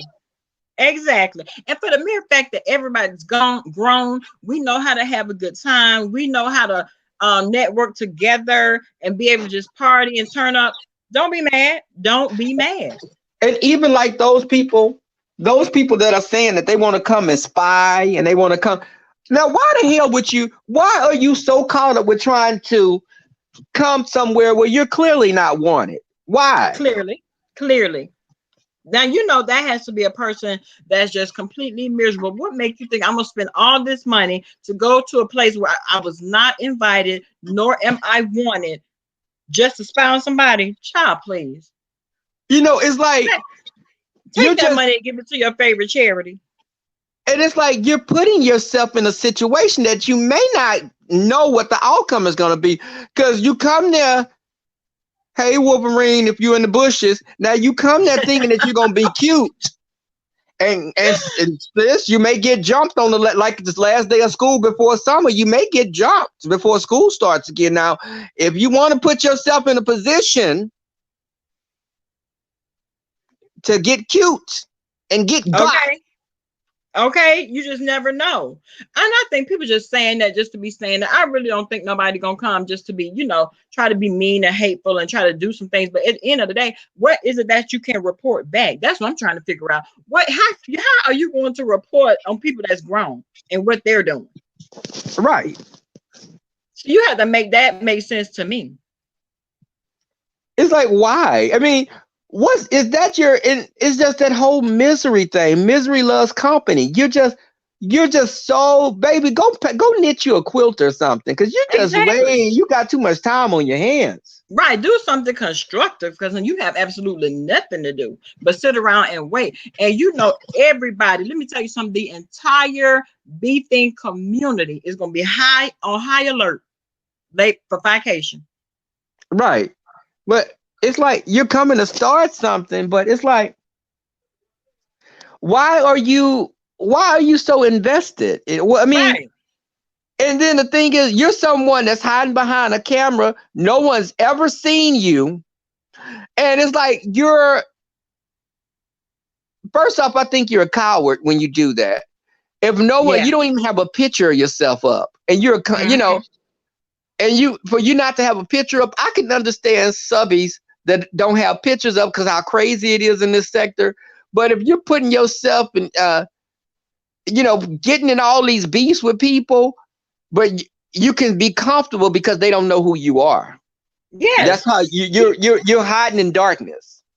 Yes, keyboard gangsters, you run the internet. Listen, no, because it's not going to work. You got a lot to say behind that avatar. Right. Have a good time. You know, we're going there. It's like almost, you don't ever hear me saying that like the meet and greet that Sean Bradley have is going to be a fail, or the whole VS thing. Listen, if you're going to have your meet and greets, enjoy your time. It has nothing to do with me. I can care less. Right. Exactly. Look at Andreas. I'm not trying to get my white outfit messed up. Okay. Not trying to get my white outfit messed up. But you know what? I don't even think we have to worry about that, because we're going to be on the boat. Okay. Coming in just to be nasty and just to try to sabotage the event that you cannot do. But it just that screams to me a person that's just lacking in their personal life. You have nothing going on in your life. And for Wolverine to be the kind of person that says he's dining on sushi and he's flying to Fiji and he's going in Bora Bora, he's at Brazil and he's going all these places, but yet it's still. Did Wolverine say that? Wolverine said that he was like in Brazil or wait, no. No, y'all, I'm getting Wolverine confused with Noxzema. Sorry, Noxzema. But Wolverine, he has this grandiose type of persona, even if you can't see him. But It's like if you got so many great things happening in your life, why are you so caught up with vacation? Right, that's most of them though. That's most of them. Let me tell you something. Somebody said that they're not gonna get any rest during vacation. These people are not going to get any rest. You understand me, Robert? But the mere fact that most of us are content creators. I will do some vlogging. I know Five Baby gonna do some vlogging. Everybody is probably gonna go live at some point in time during those days. You know what I'm saying? Mm-hmm. So, and everybody is gonna be on high alert. I don't care which one of us go live. They're gonna be trying to see what's going on. Right. It's okay because it's not gonna stop my groove and what I'm gonna have going on. But I'm gonna tell you, y'all, hear me when I say this. After the event, it can go off without a hitch, and it's gonna be a great time had by all. I'm willing to bet you these people saying this are gonna come up with some fantastical, elaborate stories. Yeah. Of some shady underdoings that happened while we were there. They're gonna make it up. Of course they are. They're gonna have to. Let me see. Gigi says Sean Bradley should look like he's about to have. Look like his is about to be popping, and it does. It look like they're about to have an amazing time. Really, true tea. So why? And that's the thing. Take your hat off to them. Let them be great. But yeah. Why should that? Why you having a good time, living your best life? Why should that affect me and make me hate on you? Exactly. Pissed because they couldn't be invited, because they couldn't be in the presence of everybody else that's grown and know how to have a good time. And just like you said, no matter how well it goes, they're gonna still come back and make whatever up. So I mean, because we know that, and from past events that's being done, it's okay. We're ready for that. We know that that's going to take place. Right. We know because I'm gonna tell you, girl, Tracy gonna have her thing live streaming the whole time while we there. She's just gonna be live, girl. Like it's gonna be like a Big Brother house. She gonna have her camera like Big Brother's house. It's gonna be just live, honey. Open. What's that gonna be? What, 72 hours? Maybe you're gonna be online 72 hours straight. You already know what she's gonna say. It's a lot going on, y'all. It's a lot going on. What's gonna be going on is people sitting around having an amazing time. That's what's gonna be going on, sitting around enjoying each other, knowing how to get along and come together for the sake of having fun and meeting other people, that are like mine. That's what that's about.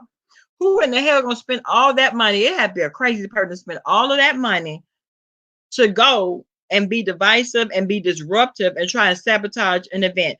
That's a crazy person. I could think of a million other things that I could be doing with that money.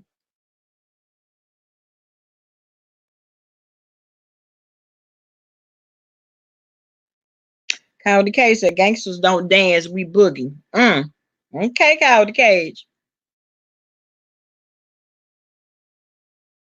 Well, we know that, Pernell. We know that, honey. They're gonna put out a subway again. Listen, it's going to be you're talking about sleep. But the mere fact that most of us have different times when we're going to be asleep, when we're going to be resting, somebody during the event is going to be live at any given moment. You just never know. Like me, you never know when I'm going to go live. You just don't know. Yeah, it's my first time going to Chicago, honey, and it's going to be a very memorable experience. I'm looking for great times. I'm ready to meet good people. You know what I'm saying? I'm not going and then having to be looking over my shoulder trying to see, who's filming me? Oh, who's taking pictures? Who's doing that? Who give a damn? Right. It's like you are, baby, do your own meet and greet. And for those people that are trying to sit back and just have your own meet and greet. Why is everything so caught up with, you're so invested in what's going on that it's like, I think all your ideas can be utilized in other areas. Exactly. Exactly. Don't sit around and try to downplay this event when you could just have your own. Like Wiley, I see he talking about he trying to put his little meet and greet together or whatever. Do you? Do you? But And let's doing see. you, be the best you. But my Stop thing is, with trying him putting to his one meet up and greet somebody. together, where the coins coming from? Where you come, I Wiley? You can't, child. It's like Brother, I people are just want you to watching him and pass cheering it by. on. I just want you to Huh? pass by and see what's really going to what's tea for real. Because he's been talking about it. I heard him one morning, I think about 2 weeks ago, and he was talking about some meet and greet that he's having. But weren't Tracy and Food Junkie and them talking about they were still going to Vegas as well? As you know, Well, we already know she can't leave the city limit, so honey. girl, because hell, she go to one side of the city, she probably got to put water in her radiator just for that. Hell no, baby, you have to live in close proximity to everywhere you want to go. Oh no, Okay, you have to live in close proximity. but it's like go and have a good time. We still got to get the itinerary, Bama. I know. Because I know those party buses are gonna be definitely be lit. Listen, and we know that both of them, I don't care who's on which party bus, is still going to be lit. Yes. Oh, Pernell said he was talking about having it in Dallas. Pernell. Good luck, child. Good luck, Wiley. Good luck on your meet and greet, babe. Child, Wiley can barely afford a microphone for his laptop, let alone do a meet and greet. Stop playing. It can look. Y'all can meet me at this place. Everybody got to pay their own ticket. Everybody got to do everything else for themselves. But that's what I heard. Listen, I'm trying to figure it out. But nonetheless, enjoy you and your patrons or whoever coming to meet you, Wiley. Have a good time, honey. Because I'm trying to think, because we're doing the white night. The white is going to be for the boat. Mm-hmm. Then we're going to have a time where we're going to like the club area at one night. So I'm trying to think, are the party buses going to be for every night or going to be one particular time? Because it's going to be a lot of us going to the club area then. Right. I don't know. I have no idea. But I don't know. I think I don't know when we're going to get the itinerary though. Because Spot says she's going to start doing some StreamYard videos with other content creators that are coming, and the subscribers, everybody that's been paid their money, the final deposit, I guess, or something, or it's something like that. She's going to be talking to people now on StreamYard in groups. Oh, then that'll be good then, because I know that let me see what other content creators are coming. Let's see, me, you, who else? The content creators that are coming. Pretty Ricky. Yeah, Pretty Ricky. Captivating King. Okay, I didn't know he was coming. Okay. Oh, you didn't know Captivating? No, I didn't know that he was coming. No. Oh yeah, because Five Babe even said that he was gonna be she got him like a t-shirt or something because his birthday is around that time. And then okay, this was a celebration on top of a celebration. It was something else that he did. Like she was calling out people that had did things, like the first person to pay their deposit. It was like she was doing a recognition. Okay. Yeah, and that's when she said Captivating Christian. Okay. Well, you know what? It's official. I'm ready. I was already ready. I'm definitely ready. And then for the mere fact that Official King Payne is not coming, I love his energy. I can't wait. I'm like, baby, I cannot wait. Child, I'll be like, okay, child, we may be having little mini meets and greets in hotels and stuff. Exactly. Oh, we've already said that, and I know, like, some of us, we're all gonna and I don't know when, we're gonna have to coordinate that too, to when we're all going to get tattoos. And if I was like, yeah, because I'm gonna go with y'all. Y'all gotta let me know what day y'all going on. And we're gonna all go and get, you know, a little tattoo or whatever. So Oh my God, I've been wanting to get a Prince Albert. we're gonna go to Nine Mag. I don't care who's in there. They can tap me up because everybody's good. Okay. You So know yeah, what you're we're gonna going to get? Nine Mag. Have you thought about what you're gonna get? I have thought about what I'm going to get, and I think it's going to be too big. You know what I'm saying? Probably take too much time, too much detail. You know, I'm Roll Tide, Alabama all day, and I wanted to do an extension of the one that I already have and take it over my shoulder. Take the Okay. tattoo that I have on the left over my shoulder a little bit. Cute, cute. I like tattoos. They just hurt. I can't do the pain anymore, really. No, Yeah, but now I know it's going to hurt, especially when it get up here around my collarbone, but I'll be okay. oh, I'll be okay. okay.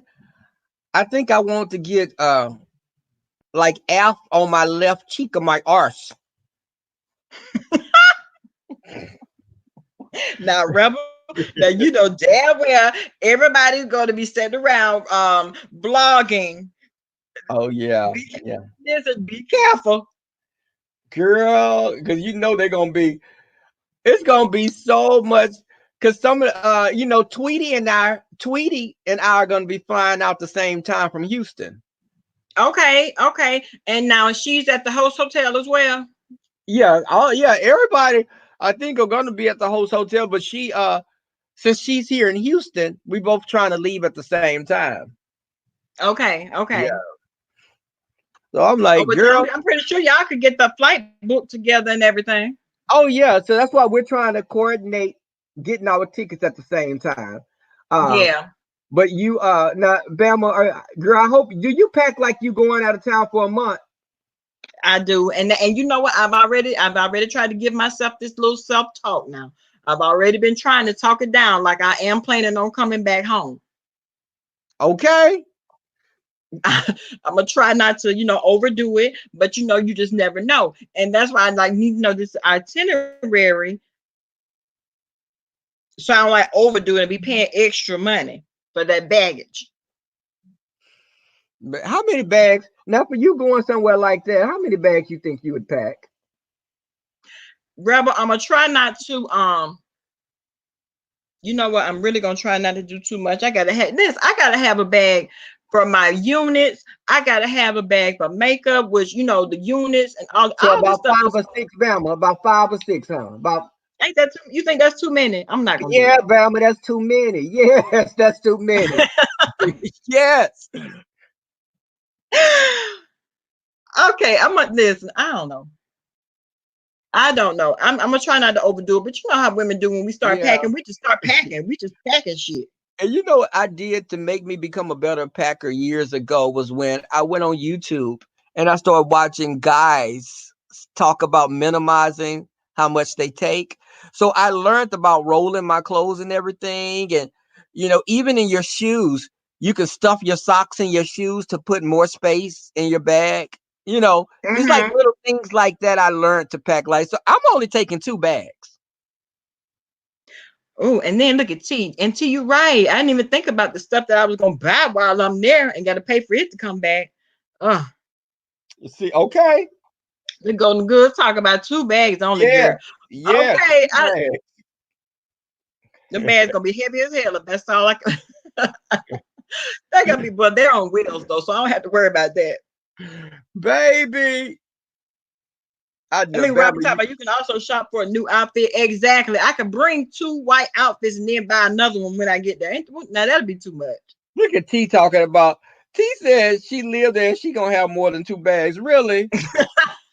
Exactly, girl. And you live right in the city. It's gonna be hard. Me going out of town with just 2 bags. I don't know, Golden Goods. Now, Bama, now do you? I bet you probably be having like about 6 pairs of shoes that you bring in. That's another thing. The shoes. Okay, see, just it's You probably a gotta have bag for just options your depending shoes, on the huh? different outfits. So you have a bag for just your shoes, huh? Mm-hmm. Okay, see, I can't, you know See, what? okay. I'm not. I'm gonna try. Listen, all I can do is say I'm gonna do the best I can. Okay. I'm gonna do the best I can, knowing that. Oh, this is gonna be a mess. I better start thinking about that now. I better start doing that now. I know, Andrea. Right, we gotta have comfortable shoes. I know, But you know, girl, extra outfits. Exactly. I'll be thinking about what kind of shoes do I mostly wear. And I may bring, I may be like, I'm not gonna go somewhere where I have to wear. It's not anything. I don't have to have like a bunch of dress shoes. So I'm gonna bring a Right. white pair of shoes. I'm gonna bring like a brown pair and maybe a black pair, and that'll be it. Brown, black, and white. I colored all the color spectrums right there. Not rebel. Okay. Well, I get that, but then you gotta think about we're gonna be hanging out, especially during the Taste of Chicago. We're gonna be doing like walking around. Gotta have comfortable shoes for that. Oh, you got Andrea, so she got 6 outfits. Okay, I'm a downsize. See, that sounds good, Andreas. Yeah, Andrea. Yeah, that sounds good. Okay, so I'll downsize. I have try to take it down a notch. 6 sounds fine. And it will be hot, so it won't be anything that's heavy. Okay. I think it's about how I fold it and position it in my bags. Yeah, I got it, girl. Because the folding does make a difference. And I know that by then a suite, I'm pretty sure we'll have because I was gonna bring like a hang up, the hang up carrier, the bag, with the clothes that are just already on hangers or whatever. Yeah, I might not be able to do that either. Like T said again, it gets hot. Okay, I'm done. I'm gonna okay.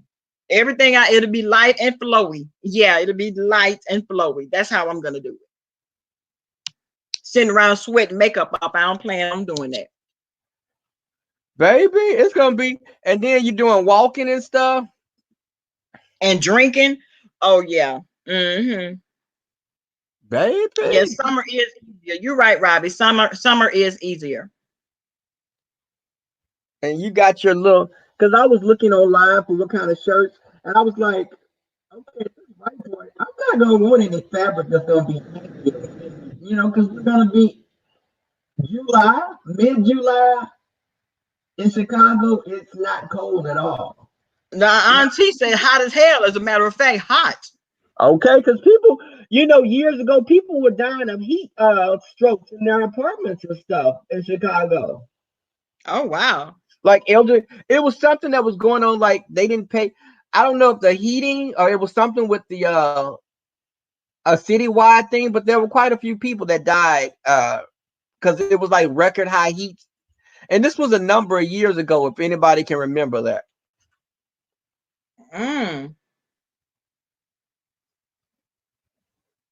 Oh no.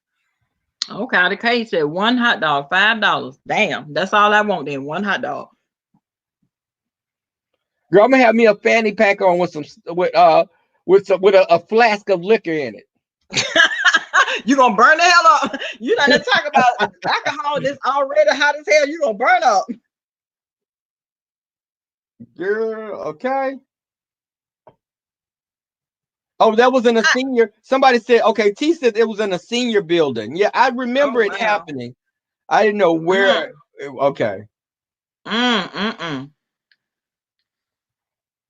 But they when I went to Chicago, Bama, the guy that I was hanging out with, this guy, and he said, "You want to go see the rough area?" And I was like, "Yeah, sure." Girl, when he took me to that west side, oh, how was it, Rebel? Was it all that he said it was? Was it rough for real?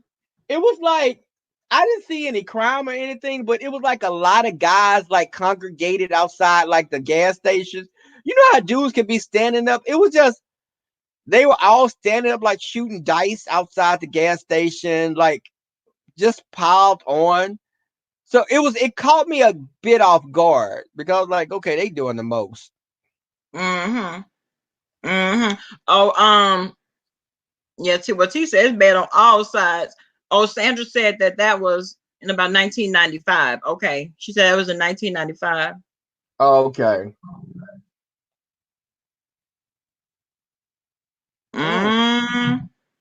Cowdy Cage said the taste, you will see gay pride more Lit. Call me a lie. Well, it's okay. It's okay. We're gonna have a good time. Not be standing around watching who doing what. We're gonna have a very good time.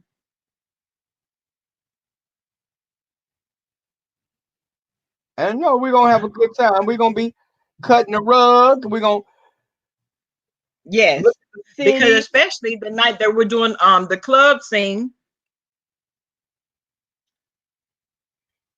And that's what I gotta ask Spike definitely, because that's what I hadn't really thought about, the mode of transportation.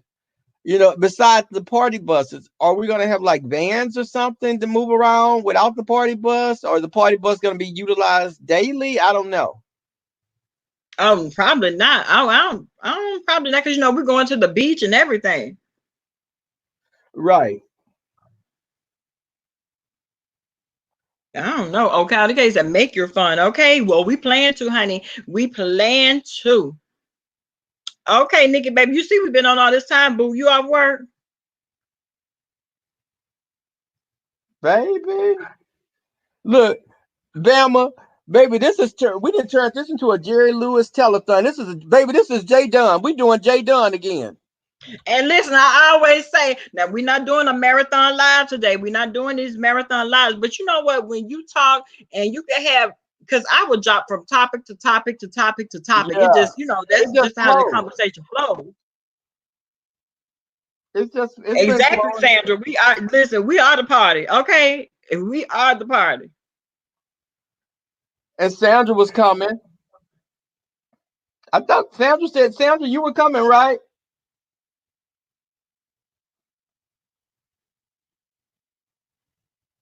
Your knees hurting, baby. Now you too young to be bothered with Arthur now. Your knees hurting. Talking about putting icy hot on your knees, girl. Right, T. Exactly. The time does slip away. It does. Mm-hmm.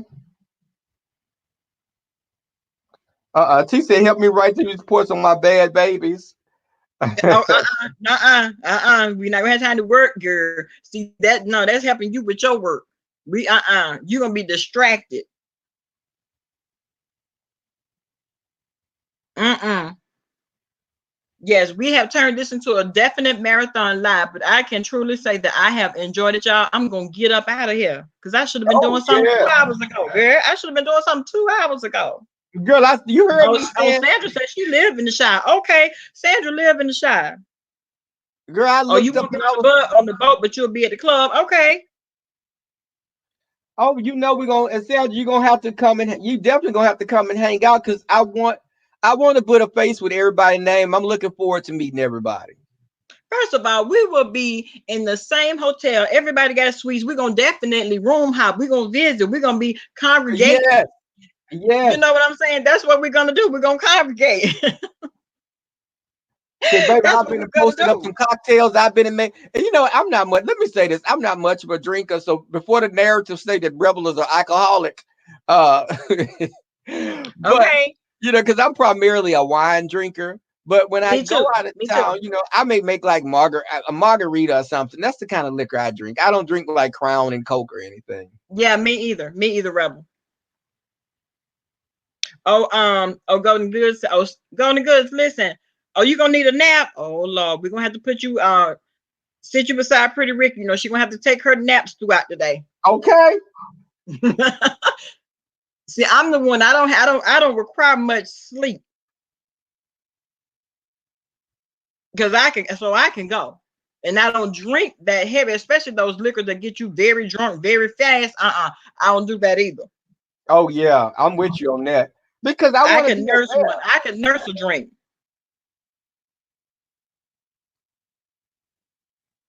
I like being aware of what I'm doing. And me too. Me too. I'm not the one that got to be sitting around pissy drunk. I like to be aware. I know what's going on. No, I don't require that much drinking. Because I don't like the drunk feeling anyway. I don't, Bama, the same. I don't like the drunk feeling, and I don't like being not aware of my surroundings. I like to always be aware of where I'm at. I don't want to, and I don't even like the taste of hard alcohol like that. I've never Yeah. like. I don't even drink dry wines. Well, I know doggone well I can't do like the brown liquors. What brown liquor make me want to throw up. The hard white liquors, I can't really do those because they get me drunk too fast. Girl, okay. I've been and got drunk down there, been and came back and had somebody pregnant or came back with child. Girl. And the only thing you can say is you don't remember. You can't recall.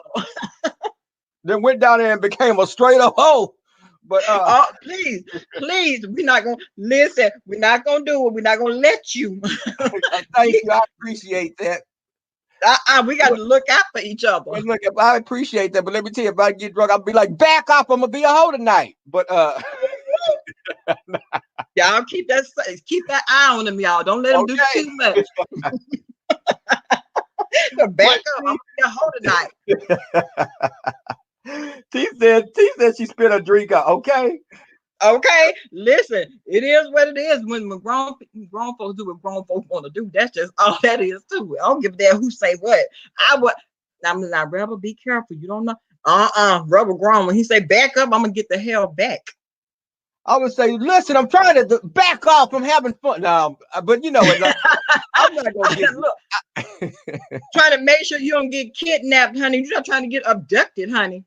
Look, you know now, cause look, baby, I go to a city like that. I ain't doing all that. No, ma'am. Hey, you know, I'm just having fun. I ain't worried about that. You know. Okay. You know, you may want to have a snack a little. Now, I may want to have a Scooby snack, but I'm not gonna do too much. It's okay. Whatever you decide to do, you grown.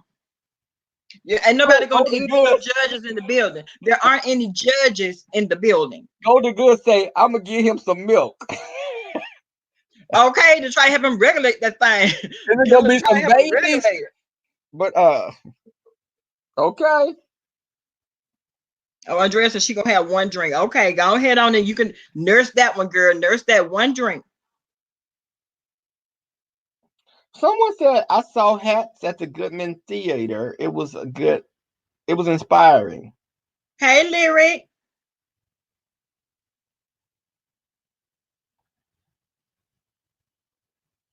What did Robbie say? Oh, Lyric say, hey, Rebel. Hey, Lyric. What Robbie? Now, I'm gonna get up out of here. Robbie is she, girl? Yeah, listen.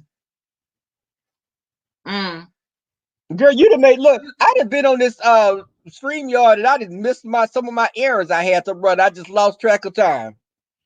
And that's what we give that a lot over here. We give that a lot, but I cannot say that it has not been thoroughly engaging. We have got to do this. I already see where you and I are going with it, especially when when we start doing our reaction and reviews together. I'm ready for it. I am too. I'm gonna find out when it's gonna be started, because you know I hate when something starts and it catch you off guard and they'll be like it it premiered last night, and I'll be like, what? Right. Oh no, because FX definitely gonna keep me abreast of the situation and when it's gonna come out. When they start running the trailers, I'll be ready. You know, I went to Sling. When I went to Sling TV, my requests were, okay, can I watch my Housewives? Can I watch my reality shows? And will I be having FX? So you have the Sling. So you do Sling TV now? Yes. And did you have to request the FX channel, or did it come with it? It came with it because they have two packages. One, it's like an orange and a blue package. One of the packages is geared more toward people that are like into sports and news a lot.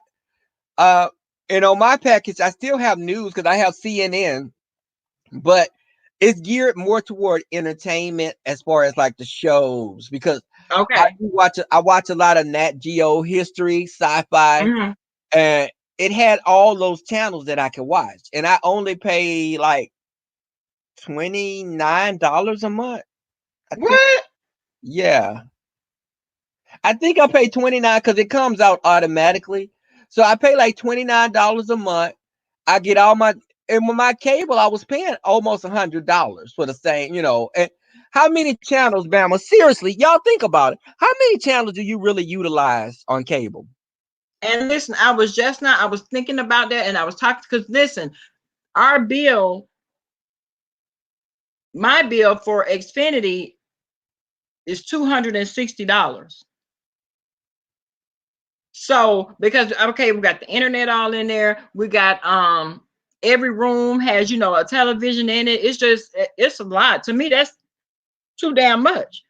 Seems like I need to be looking at some other avenues, especially if I only watch 6 channels, maybe.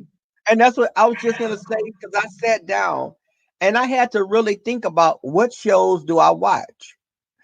I don't watch a lot of I don't go to like I watch A&E because of Walking Dead. I watch Life. I watch Logo. I watch Sci-Fi because Sci-Fi have good movies. I watch History Channel. I watch Animal Planet. I watch a lot of shows like that.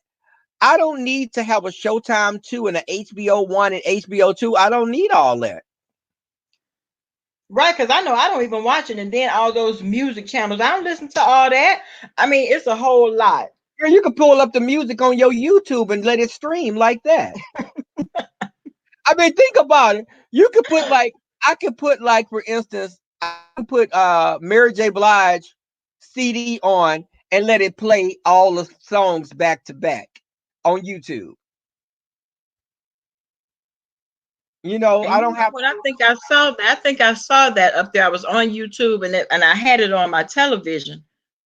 And you know, I never even thought about it. Really, I don't even go to the music channels. I really don't. I don't Unless I'm either. in the kitchen, I may go to it. If I know like I'm gonna do a Sunday dinner or something like that, I might get started on Saturday, and I'll start. You know, I go in there and turn the one of the music channels on and just let it play real loud in the house.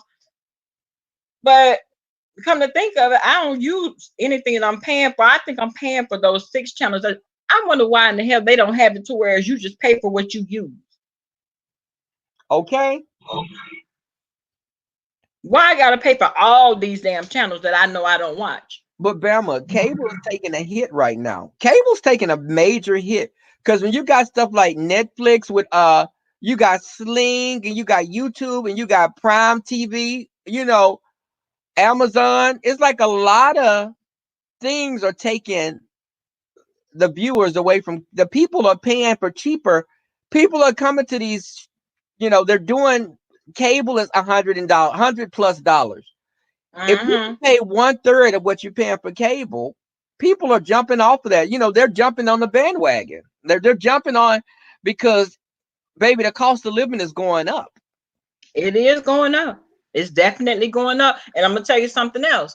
And you're right, cable. Now I play cable. Then I got Netflix. I got Hulu. All that stuff costs. Mm-hmm. It does. It adds up, and then you're paying for each room. You're paying for your like your what is it called? The box. Yes, yes. And that's how it is. The what's that console in there? Because it's in I have the one in there, but every room still has a box though.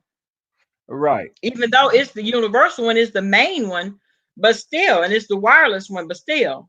And you're still paying what $8-9 a month for that. Yeah. Yep. So with your boxes alone, you're paying more money than a Sling TV every month. Yes. Yeah. Okay. I'm gonna have to stop. Okay. I'm gonna have to Just look rethink into this it. thing. Look into it and look into what shows you watch. If they have, you know, are they showing it? Are they highlighting the shows, the channels you need? I would say go for it because I don't regret it, and I've been with them for this last year, and I have no complaints. Mm-hmm. Mm-hmm. Okay. Well, see, that's what I'm gonna have to do. That's what I'm going to have to do. As a matter of fact, let me. So I know that when I end the live, I'm gonna go straight to it because at the end of the day, like you said, the cost of living is definitely going up, and if I can cut something off a little bit, okay, I need to be doing that. Right. Everybody in here has a different taste. You know, their entertainment taste is different in the house. Yeah. So I definitely, and then you know, you don't want to be just paying an unnecessary cost that you're not utilizing it. Right, right. I'm just giving away money. I could be doing something else with that. Okay. That's what I'm gonna do. That's definitely what I'm gonna do. Y'all, I am definitely now. I keep saying I'm gonna end this live, but I'm gonna definitely end this live. It's been almost 4 hours, y'all. 4. Oh. Yeah, right, right. That part. So we didn't did a split shift at work. Exactly, exactly. No, we're not doing that. We're not gonna do that. I'll be the first one to say sometimes it does that, depending on where the conversation going. Sometimes it goes left.